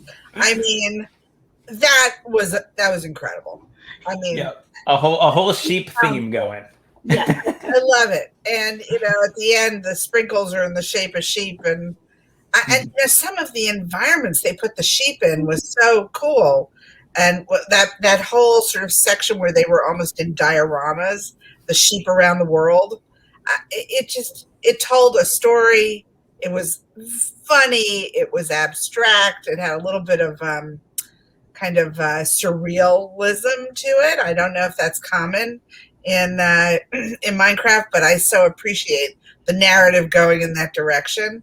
And I think it's very Rube when it does. And I love the voiceover, the tone of it. And, you're aware, both of you, of how difficult this is to build. So, you guys would have to highlight that. I just know from a layman's perspective and knowing Rube, this really was a shining example, I think. Yeah, and mind you, we've got a ways to go still. Oh, God. So the next team tied for third with them, and I want to point out, we had a rubric scoring that we were working with, where we looked at all of those categories that we mentioned when we did our initial streams and our kickoff for the big build, right? So we talked about the use of theme and the use of humor, the use of a variety of interactions and machines, obviously, artistic value and things like that to all of it. So the great thing is we had teams that scored high for a variety of different reasons, where they just excelled in one of those things so far beyond. And that's what made it so hard to judge, where one team would absolutely crush it in theme, and then another one would build amazing looking machine. And you're like, okay, this is tough. Mm-hmm. Right. And I'm sure you saw the same thing, right? The Star Wars one, we saw this earlier, incredible theme. I mean, I'm biased, I know, but still. It's very subjective, and it's hard because, this is what we're doing is grounded in STEM. And STEM, science, technology, engineering, and math, it's all very precision. And the minute you stray just a little bit in either direction because of narrative or artistry or theme or, humor, it can really, it can throw the balance off a little. I agree. All right, so are we ready to look at the team that tied them in third place? Team Spark. Kathy, do you want to talk about Team Spark? Oh, I can't say enough. I loved Team Spark. Loved them. I think, am I allowed to mention how old they were? I think you can. I think that they were in 4th grade. What? So that I think is crazy impressive. And then their theme was so good. I mean, it's just one thing after the next, and you're like, oh my goodness, these kids thought of so much. So. And they take us on a great tour beforehand that we're about to see. So they take us on a tour explaining every part, which is so good. So all right, let's roll tape, Mike. Team Spark from Broward County, Florida. I'm going to be showing you around Camp Spark. First, we have our man and his daughter fishing. And they fished an alligator. And now we have an actual campground. First, we have a tree. We have the bumblebee, the queen bee, by her beehive.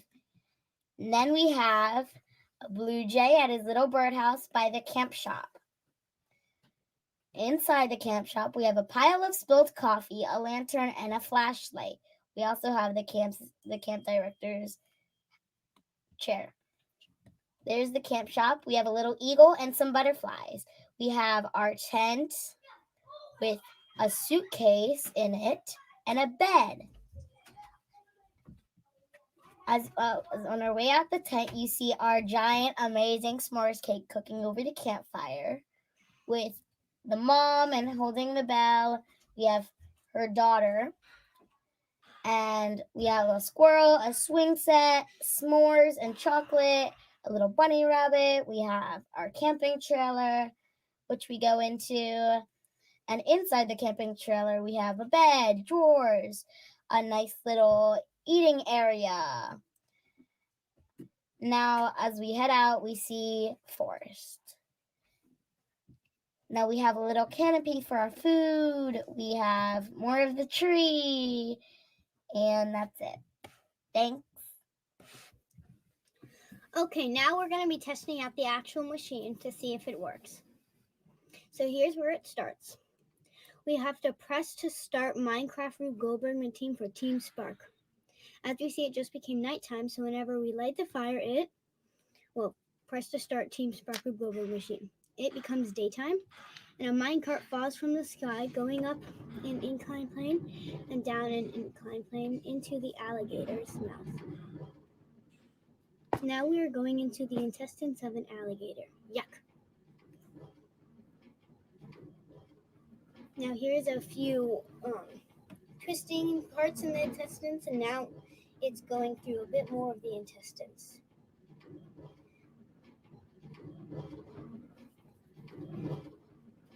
Now we are about to end up somewhere in a tree, up a screw. The minecart goes up the screw and then comes out into the beehive. Once it falls into the beehive, a zombie drops and also a villager is spawned, chasing the villager under the piston, putting a fox chasing the chicken to start this pulley. Now a fox is being dropped, chasing the chicken through this glass maze, starting all of these pressure plates, making this minecart start to move up these incline planes and down these incline plates. It hits a command block for a minecart to fall from the sky and fall down and come here, and it will start redstone repeaters that come up from the underground and start this minecart. Now the minecart is going to go up a bunch of incline planes. It goes around our marshmallow cake, and it also goes over some of the dinner items.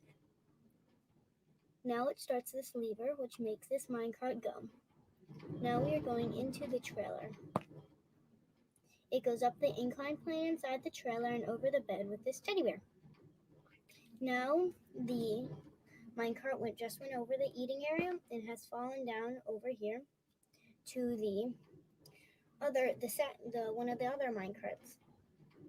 Now it's going up a few more incline planes and down a few more incline planes. It goes over the woman's shoes, and it will go up a screw, down the screw, and then come down the incline planes to make the best part, sprinkles, go on the cake. And here are some of our sprinkles. There's a bird holding up all the sprinkles. And there's an S on the jar for sprinkles and spark. And if we go close to the cake, we'll also see the sprinkles on the cake.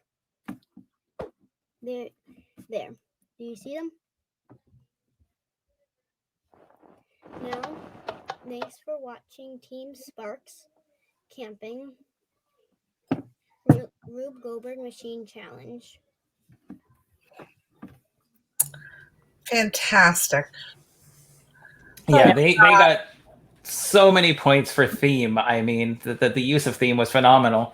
And I think Kathy and I agreed of all of the videos we watched, and so many of them met the criteria and met that final challenge of sprinkles on a cake. This might have been our favorite cake. Mm-hmm. Oh yeah, this was my favorite, probably my favorite of all. I have to watch them again, but this one I loved. Well, the cake was quite a centerpiece of the kind of original set that you're introduced to, and the eagle and the camp director's office, and it's just wonderful how it takes you on the tour and it takes you back to the beginning. Like if I was going to make a Minecraft wedding cake, I think I would just take that image to the baker and be like, make this. S'mores cake. Right? Make this. They absolutely nailed it with theme. They absolutely nailed it with the final, the final action of the sprinkles on the cake, probably better than just about anyone. And of course, there's so many criteria, all the chain reactions and machines and stuff and build and creativity that go into it. But they just absolutely, just nailed those two parts more than just about anybody. I mean, really phenomenal on that build. And honestly, they did such a good job with the voiceover and the walkthrough that it was incredible as well. Wow. All right. So we're ready now for second place. And if humor is your thing, one of our favorite narrators, amongst all when it comes to humor. So we're going to take a look at the entry and our second place winner in the junior division from team 3.3 from Miami, Florida. Rube Goldberg Machine numero uno. We're on straight right now. The minecart goes up an incline plane in a spiral formation. And then it drops down onto a slime block. And then lands on the rail. Activate the bioax. Those are slime launcher. The minecart, the flying goes up on the flying machine.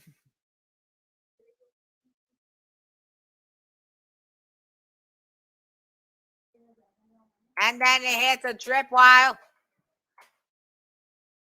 Drops down. Goes up a spiral on a screw. Makes the thing hollow so you can see through it. Goes down another spiral. And then drops down and gets loaded with some diamonds. And then it gets unloaded with the diamonds.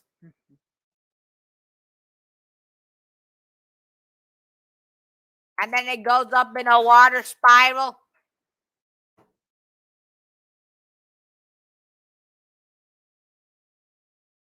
And then it lights up a face and it sends some minecarts down a wedge. The minecarts activate a flying machine with a wedge on it.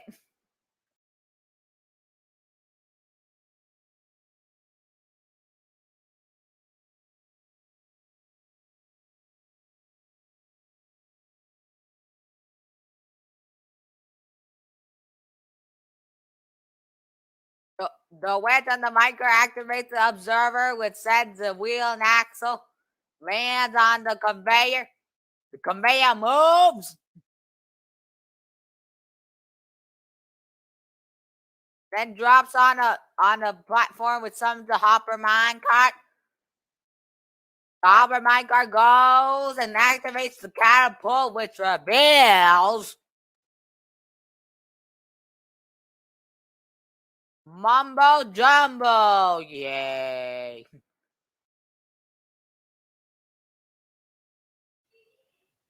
And the cake being sprinkled.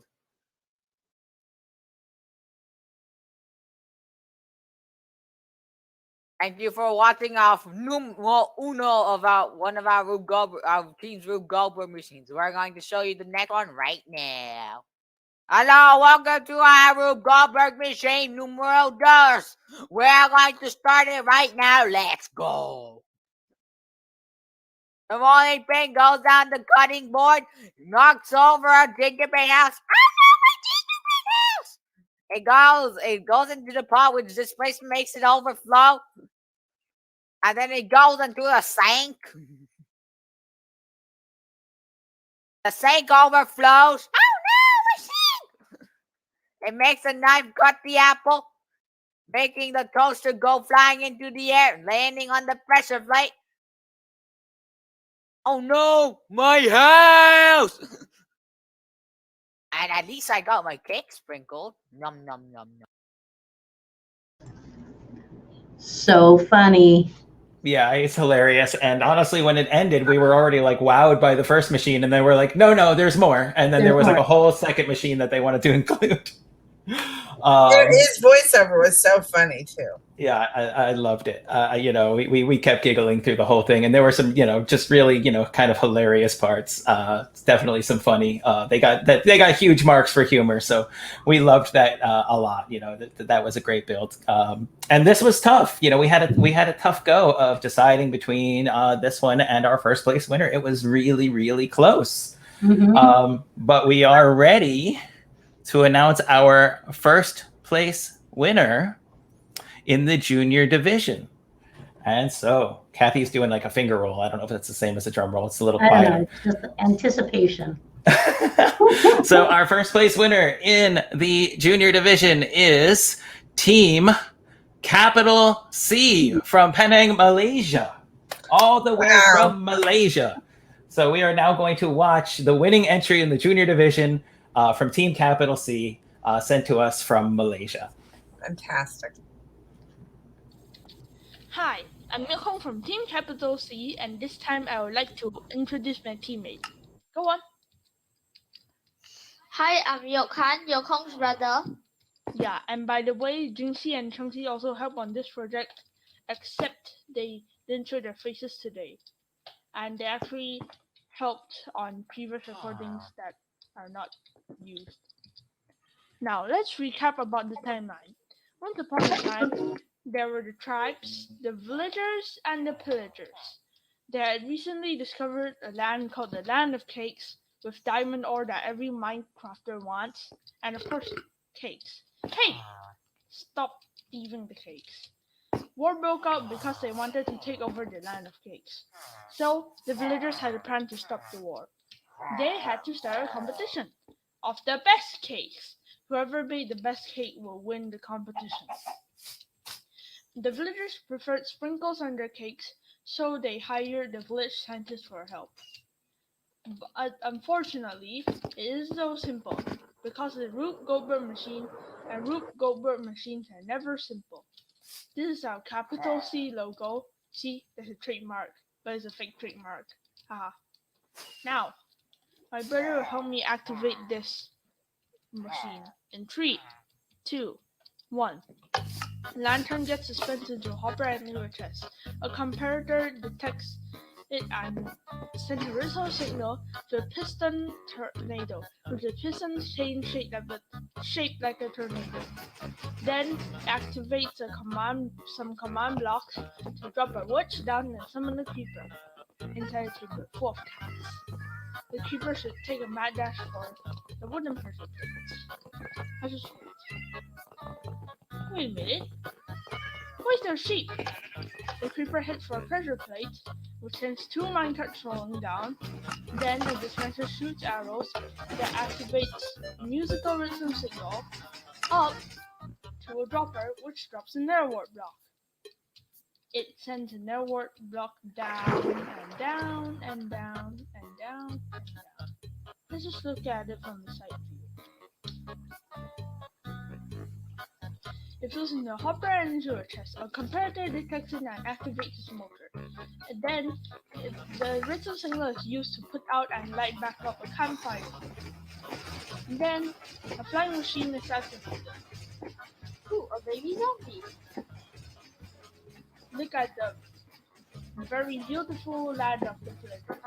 If only they could get along with the villagers, then the land would be a much better place. The zombie's halfway there now. Wait.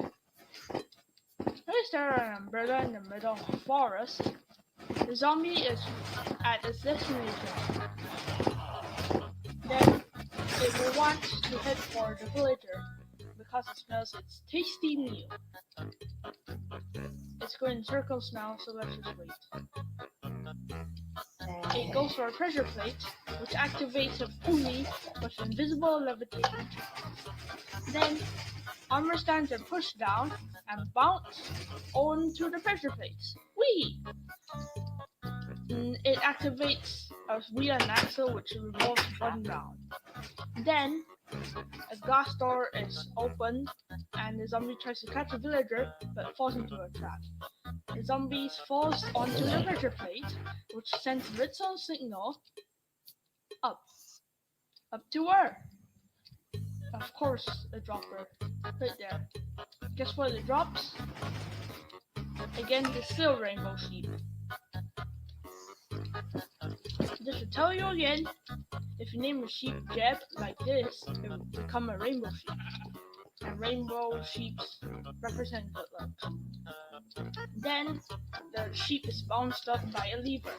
As you can see, when one side is up, the other side is down. The sheep is flowing to a pressure plate. Once it steps on a pressure plate, it will activate the redstone signal, which activates the sprinkler!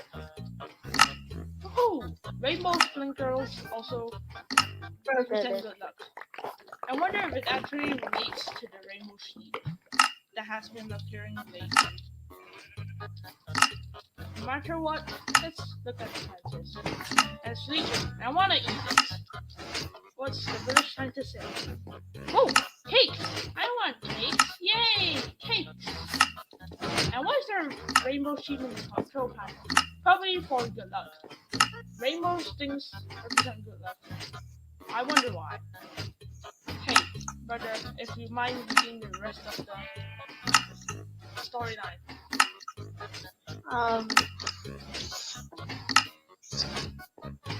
The villagers won the competition, but they felt bad for the pillagers. They shared the land of cakes together. The villagers are still quite aggressive, though. Ha ha ha ha ha. Then the villagers won the competition. And what stories will they have next? I don't know, but we have to stop here. Bye!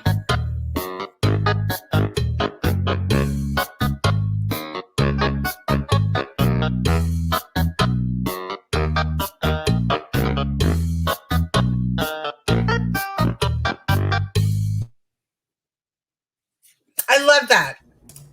I love the music. There seems to be a sheep motif going on this year.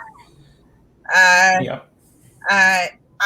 loved how the way the sprinkles went on top of the cake and what they look like, and then everybody was sort of eating them.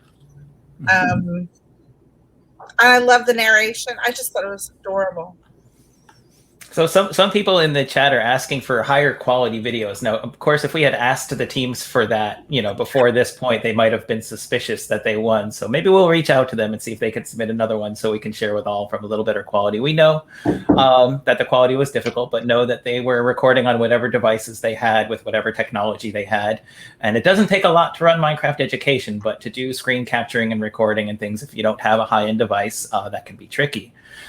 We will definitely talk to everyone in a second about all of the awards and things like that. We're going to get to that part. And I know Sam has been posting some things in the chat about the awards, but we're going to move forward because there are now some people, as I watch the chat, waiting patiently for the senior division. The senior division. So we've got 4 more videos to get through in our senior division because, again, lightning has struck 3 times, and we've got another 2-way tie for 3rd place in the senior division as well. So it's a trend this year. Clearly it's a trend. Sheep and 3-way or 2-way ties. Yes. And French cooks is a theme for this year as well. French chefs are, Yes. All right. So let us jump in to the senior division. Well, first I want to go over all of the awards for the junior division and what those teams have won, and then we'll jump in there. So our 3rd place winners, which were again, oh no, I'm doing that out of order, aren't I? Let's do our senior division. You are. I am. Let's do our senior division. Let's make them stick around and watch the seniors before they know what they've won. Oh, yeah. All right. So we're going to start with our 3rd place winners in the senior division. And I'm jumping around here all over the place. Yeah. Okay, I see where I am. All right. Do you find There's a little typo in our thing, but we got it. All right. So starting with our tie for 3rd place. And our first team tied for 3rd place is GM Hornets Team 10 from Great Mills, Maryland. So let us check out the submission from Team 10, the GM Hornets. Hello, I'm Tyler Ludlow, and I'm the team lead for the Silver Golems. Now, I see some people doing skits, but I feel like it'd be best to describe the design process and the mechanics on our Rube Goldberg machine. So, here we go. So, over here at the graphic, we have some tridents over here. Now, the dispenser would shoot out a trident, which will hit a button, which will shoot out the next trident, and it'll keep going up. Now, the tridents aren't 100% accurate unless they're really close up. So, we have this backup redstone system, so that when one of the buttons is pressed, it will activate the next dispenser up in case of one of the tridents to miss. Now we have some TNT here which will explode the virus, and there's an observer right over here which sends a redstone charge if a block appears or disappears. So it will send the charge into the slime block and will launch the next minecart all the way down to the elections section, which is pretty self-explanatory. Detector rail, slime block, jump, Biden, pretty easy to explain. Now over here is our zoom computer. Now the pressure plates have redstone lamps underneath, which carries a redstone charge. So when an anvil falls on top of the pressure plate, it'll send a redstone charge to not only launch the next minecart, but will also cause the powder concrete to fall within their slits and spell zoom. Now here is the same trident mechanic, but instead it's more close together and a little bit different, as you can see in the machine run. Over here, after the hornet's nest, we have an iron block which will get pulled and will cause the sand to fall all the way down the explosion of internet into the pressure plate, which will send a redstone charge all the way here, which will not only turn on the little plus logo, but will also launch the next minecart. It will go across the Australia section. It will go up the plate thanks to a little emu friend over here, which will be launched over here. It will activate all the powder concrete to fall on the cake or sprinkles, as well as the fireworks.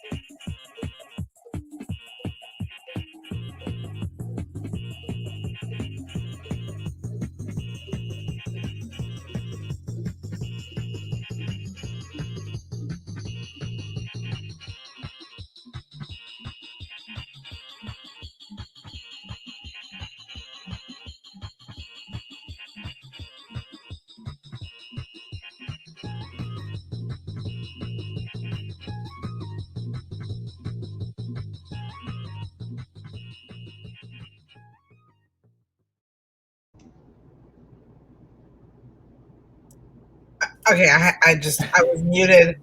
That was incredible. Mm-hmm. I mean, it told the story of the whole year. Yeah. And I mean, in such an incredible way. And the way they built, the kind of set pieces and everyday objects and elements that portrayed what we've been through, starting with that molecule of the virus.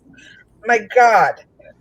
Yeah, we loved that. I mean, we did, obviously, like way back, starting at the beginning of the whole experience, the NASEF team had our first Minecraft challenges, which were the COVID challenges, and one of them was to build a model of the virus in Minecraft. And I have to say, this would have beat all the ones that we got. Like, the model in here was incredible. I really, and the tribute to Kobe Bryant and Ruth Bader Ginsburg and then and the fires in Australia. And yet, we still put sprinkles on a cake at the end. We still are hopeful. That's right. Everything. And there's a lot of Among Us fans in there because obviously that became a huge and popular game as a result of us all sort of being cooped up. So Among Us kind of, even though it wasn't a game released in 2020, it blew up in 2020. All those platforms, Disney Plus and HBO Max. I mean, all these things that we've been spending our time doing. Plus Zoom. They even got the Zoom in there. And they had little Grogu in there with Baby Yoda, but he doesn't work well on green screens, obviously. Poor Baby Yoda. I know. But yeah, that was. To them. I can't believe that's a third place. To me, that's right, and they're tied for third place because our next third place winner, who has a delightful llama theme that you're going to see in just a second, comes to us all the way from Pucking, Germany, and that is Team Tricky Life. And by the way, real quick before we move on, I just want to say the team that we just showed that was our third place team. It said Team 10, and they have clearly updated their name to the Silver Golem since then. But we did confirm it was the same team based on their entry and their sponsors. So some people may have saw that and wondered why, but it's the same team. Well, it really did set the bar now. I mean, everything else, I can't wait to see the rest. Well, as it turns out, Tricky Life is in the chat. So Tricky congratulations. Life. Let's check out this third place winner. So exciting. Yeah, it's birthday time. All of Jerry's friends are here. Our birthday present is a big Rube Goldberg machine to add sprinkles atop of his cake. And we made it interactive. All of his birthday guests have to fill the gaps in the machine. So it's kind of a llama machine. Let's take a look at it.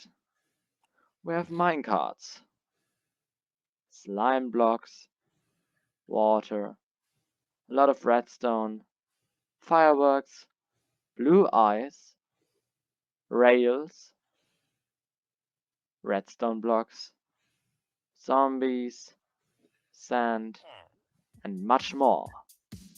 Are you excited? Let's start the machine.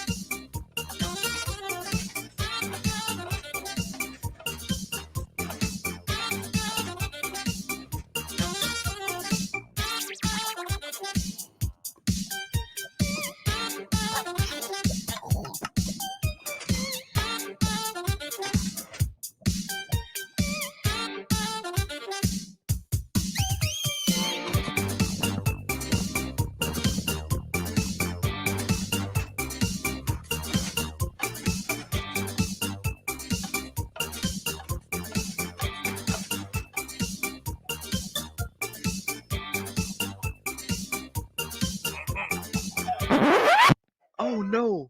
A maniac vindicator. Will Jerry survive?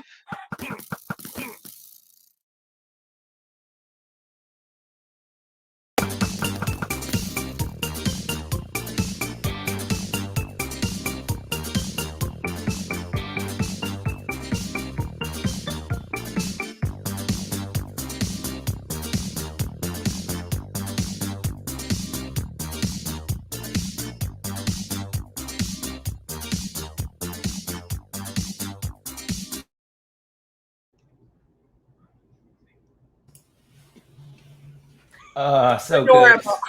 good. I gotta say, the first time I watched it and I was watching the llama go back and forth, I was like, it's not gonna make it. Like this is gonna be first run through. We're gonna get a second video, and then sure enough, and I love that moment of suspense. I loved it. It was what was lovely. I mean, every little vignette had its moment, from the maze portion to that kind of swoopy bit to I don't know. There were so many of them. And and it's precision is not necessarily a word we would use necessarily in Minecraft the way you would with a physical build, but this one demonstrated lots of precision. Well, the thing that I think is crazy too, or amazing, I guess, this was also looks like a single builder created the whole thing.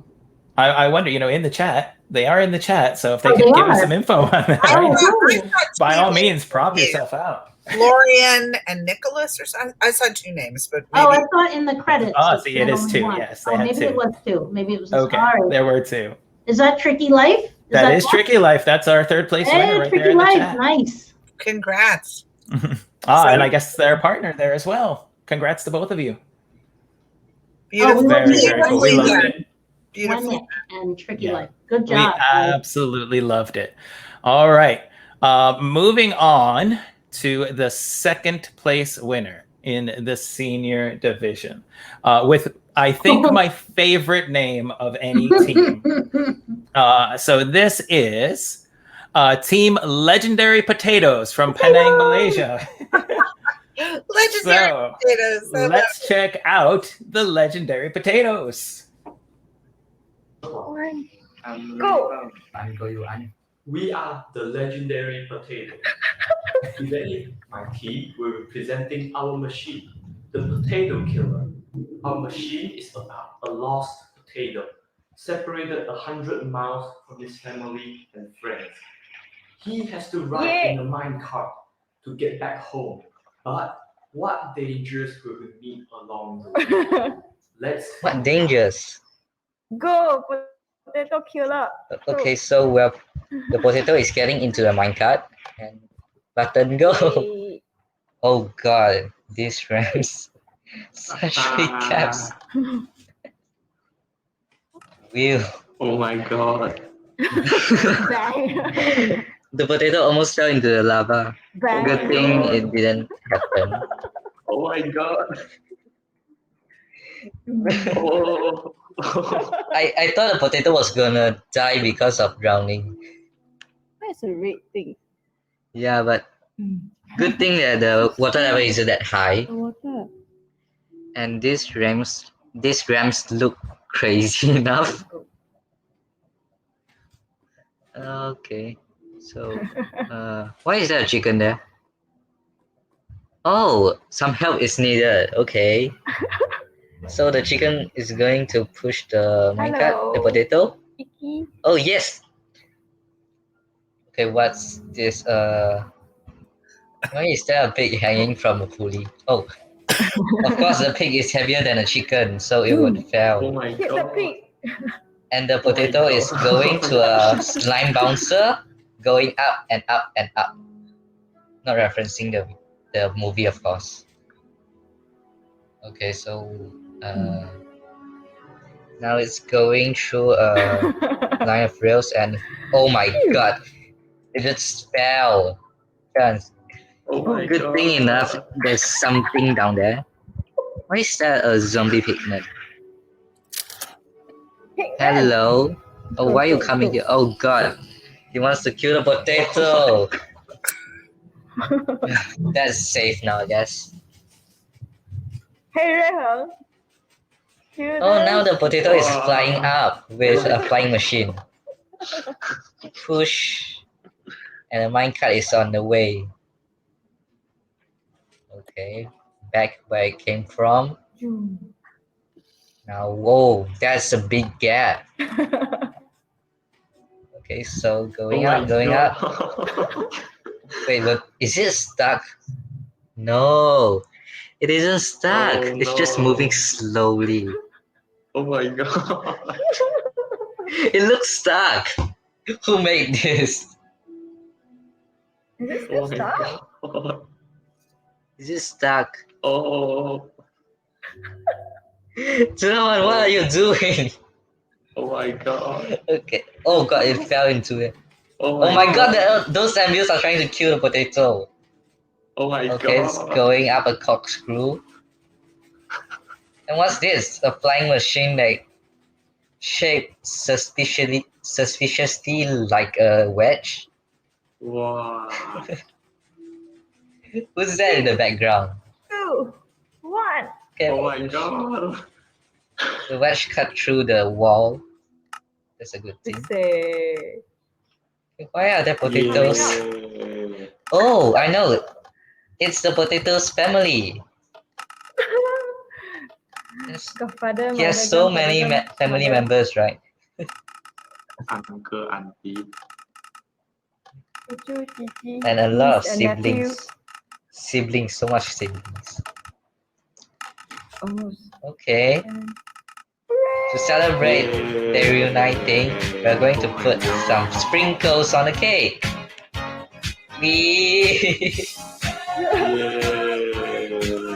I like the music. It's so relaxing. Who picked this song? Oh, what a great entry. Oh, potatoes. There is something intrinsically humorous about potatoes, period, and the fact that it followed this potato on its adventure and constantly referred to the potato just always cracked me up through the whole thing. Well, and the fact that the potato was, oh my God, we thought the potato was going to drown, or it was going to be consumed by lava, which would, I guess, cook the potato. But it's a living thing, so I loved their sense of humor, and I love that they were laughing through the whole thing. And I wish they'd join the live competition next year. I would love to see what they did with a potato in a live competition. We have a request that argues that tomato is better than potato, and I will say maybe if you throw it at someone, but otherwise, I don't know. There's just something about a potato that is funny. That's funny. They were great. Great entry. Yeah, and that brings us to our final winner, our first place winner in the senior division. Mm-hmm. So I almost don't want it to end. So I hate announcing it because that means that all of our videos are over. But I mean, obviously I have to. We got to watch it. So our first place winner in the junior division from Flemington, New Jersey, Team Natural Selection. Team Natural Selection, and we're going to check out their video right now. From Huntington Central. Actually.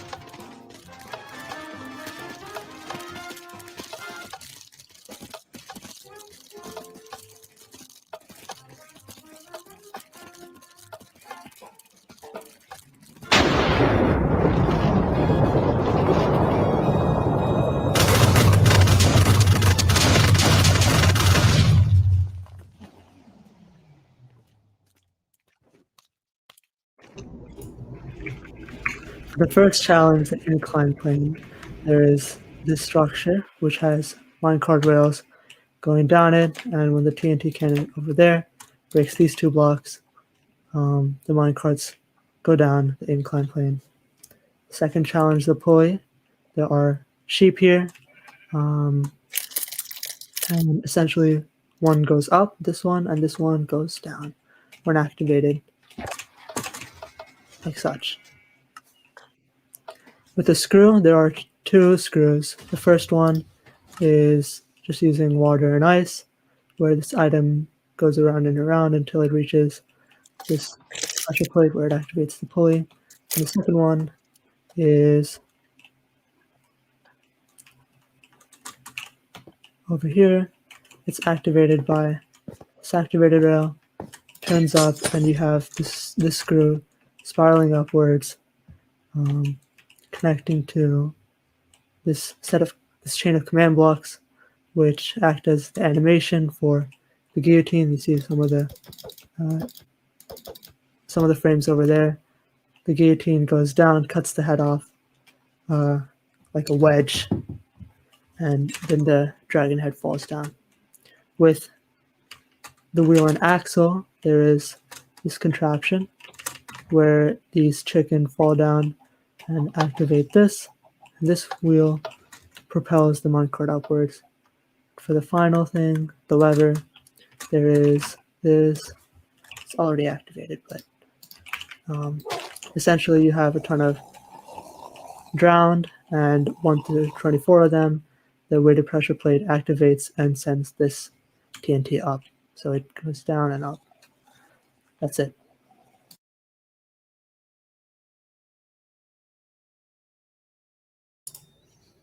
The word I kept seeing in the chat was epic, and I could not agree more. I'm so glad that they went through it again. Mm-hmm. You really see all of those unique simple machines and how they articulated them. Really, I mean, astonishing. A lot of work. How long does that take? Oh, I can't even imagine the amount of work. If I had to guesstimate, it depends partially on how many of people are participating in doing the build. Not to mention there's a redundancy to it. So you have to save your world, most likely copy your world, build the next part to make sure it works. Because if you keep doing it in the same world, as you could see from theirs, it would destroy everything you made and you wouldn't be able to reset it. So rather than resetting like a physical machine, you have to make copy after copy as you add parts to it in case you have to go back. Or at least that's how I would do that. Was there a Darwinian theme that I was kind of... They had an overall sort of theme of magic and Dungeons and Dragons theme, if I had to give it a simple explanation. There were wizards and lightning bolts and zombies and all sorts of things, right? The dragon was phenomenal. We loved the dragon. I loved the lightning strikes. It was the only entry we had, I think, that utilized that, which was really clever. Loved it. So whole thing was absolutely phenomenal. So now, you know what, Kathy? Yes. Do you want to have the noble responsibility of telling them what they've won? Oh my goodness. Can you be my person? Can I go, Kathy, tell them what they've won? Well, maybe I can, and hopefully I don't misspeak and tell them they won the wrong things. So not the new car. They didn't win the new car is what you're saying. All right, you had no cars. Okay, so I'll say that right now. No one won a car. So for third place, we'll start with our third place winner. So for third place, if you were in the junior, senior, or home division, each team that won in third place will receive a $100 Amazon gift card or equivalent at a relevant online retailer. Oh my goodness, they also will receive a mentoring session with a Minecraft expert. And they will receive individual official 2021 digital Rube Goldberg Machine Minecraft contest certificates, and their entries will be showcased on the NASEF website. So and on social media. Oh, and on social media. Okay, so then second place, so things that will be the same. I guess maybe we can say that too. You will have you will receive your certificate. You will be showcased on the NASEF website and social media. You'll have a 30-minute mentoring session with a Minecraft expert. And each team who has won second place in the junior, senior, and home division will receive a $250 Amazon gift card or equivalent online retailer. And finally, first place winners in the junior, senior, and at-home division, showcased on the NASEF website and social media. You'll have your certificate, your official digital Rube Goldberg Machine Minecraft contest certificate. You will automatically be admitted for the 2022 Rube Goldberg Machine Contest. You'll have your 30-minute mentoring session with a Minecraft expert. And each team will receive a, ready for it, pinkies up, $500 Amazon gift card or equivalent at a relevant online retailer. So congratulations to all of our winners and also to all of our submissions. They were fantastic. I must say that we had a great time reviewing the submissions. There were so many. So many. I especially enjoyed reviewing ones with fun names. That's how I pick everything. The more you think she's joking, but 100%. We had a list and we were like, okay, we're going to divvy these up by judging. And Kathy was like, this is a ridiculous name. I want to judge this one. This one has a ridiculous name. I want to judge this one. Those were all mine. So yeah, I was really, really psyched. So we did also in the, in both, the top 25 teams in both the senior and the junior divisions will have a certificate. I think that we're going to list them somewhere as well. And then what we're going to do too is the Flipgrid to which all of the submissions were submitted, all of the entries were submitted. We're going to make the entries visible to you, I guess, after today. Mm-hmm. So you can see each other's work, fine work, I should say. Exquisite work. Pinkies up for that, right? Yeah. So before we head out, I know we have some thanks we gave at the beginning. I feel it's important that we give that thanks again. So first of all, my biggest thanks, not going to lie, is Kathy. You have become like my everything Minecraft partner in all of this. So I cannot thank you enough. Best team ever. Best teammate ever. Thank you. That's right. Jen, obviously none of this happens without you, but I'm going to come back to you because I'm sure you've got some closing words for us. But I do want to... You just let me know when you want to pass the mic this way. I will pass it. Drop it right through the... That's right. I could just... right about there. You know, it's been one of these experiences. You know, I for years, literally years, if you Googled Rube Goldberg and Minecraft, I mean, hundreds of thousands of results came up. And for as many years, I kept trying to figure out, like, how do we bring what we do to Minecraft? And I mean, we were calling and knocking on doors at Minecraft, and it felt like a maze that was just impenetrable.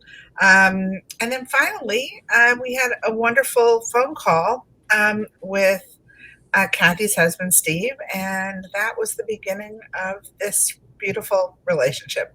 So, and then we had a big call with Gerald, who, you know, is the keeper of the flame. He's the master with the key.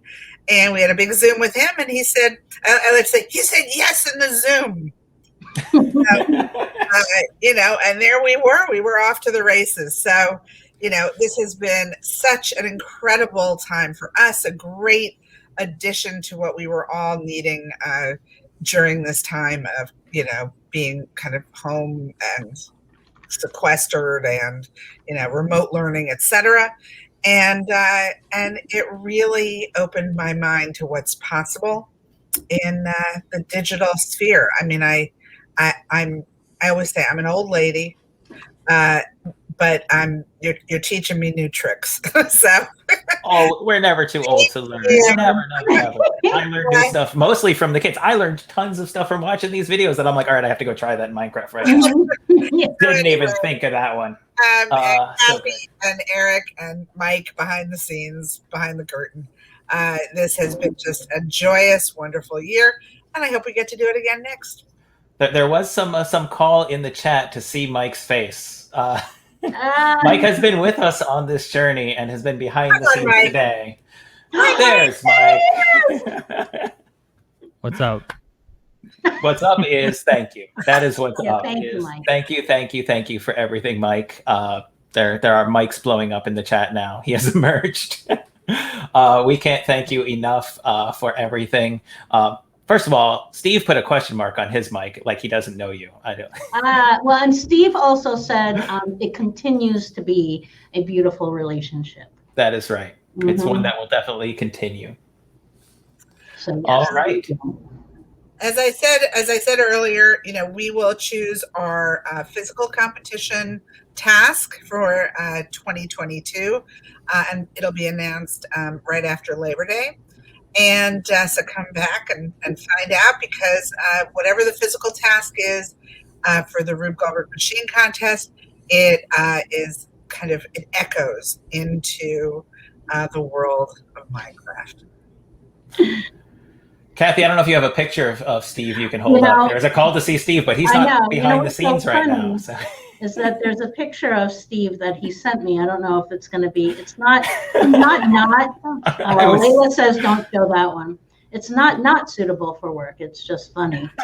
But wait, let me see. There must be something with the cat, but I don't know if you'll be able to see it on. If I put it up to the camera. Wait a minute. All right. Well, while she's looking for that, Mike, to thank a few other folks. We do. We have a lot of folks to thank. Oh, thank everybody. I'll look for the picture. You thank. All right. So, are we taking turns? I don't know. I got people to thank. Yes, too. I'm gonna pass the baton. Okay. They're on my list. All the folks at NASEF that helped make this happen. Of course, Gerald, I know was mentioned already, but Gerald again and again and again, we'll keep mentioning. All the people who helped us brainstorm everything, and there were a lot of people in those calls. Brooke Haig, Sam, who has been with us in the chat the entire time and who we absolutely adore. I mean that too. I'm going to keep taking it back to Sam. Sam made so much of this happen. Sam made so many things happen. Sam makes us look so good. And whenever I was lost, I was always told Sam will get us back on track. Mm-hmm. Yeah, Lila, Claire. Who am I forgetting on the NASEF team? I don't want to forget anyone, but it's just so Hillary, hard. So many names. The NASEF fellows. I'm going to do my thank you with you because, when I'm by myself, I'll forget everybody. I have to mention there are a few people in my team at Rube Goldberg who really were stellar. Top of the list, we've got Kristen, who I think was getting everyone all their information, and Deb, who's my right arm, and Kathleen, who manages the competitions, and John, who handles our website. I mean, it's a small team, but we are robust. Yeah. And more NASEF people to remember: Tyler, Jarrell, Kristen, Deb, Kevin, Claire. I think I mentioned already, but we're going to say Claire again. Too many to name. Too many. Yeah, all right, thank you so much, everyone. Yes, and of course, once again, the amazing, incredible Mike Washburn. So thank you, Mike, for everything. Now you get to have your ice cream. You do get to have your ice cream now. All right, so I think that's it. Which one of the four of us gets to take us out? You. I do. I was going to give it to you. You've been taking us out all season. Oh yeah, You're not Mike even should cutting totally me take off. a sip. Oh god. Well, yeah, no, for me this has been great. It's been a lot of fun. And Participate has been super happy to work with NASEF on a bunch of different things. In addition to this, we've been doing these streams basically since the start of COVID, together in one way, shape, or form. And it's been a blast. So we were just happy to be here and participate and press the buttons to make it go. So it's been a lot of fun. And thanks to everyone for helping us, letting us get involved.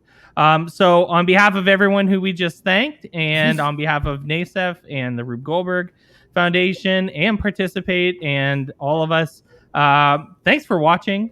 And we will see you when we see you, because it's a wrap. Thanks, everybody. Bye-bye.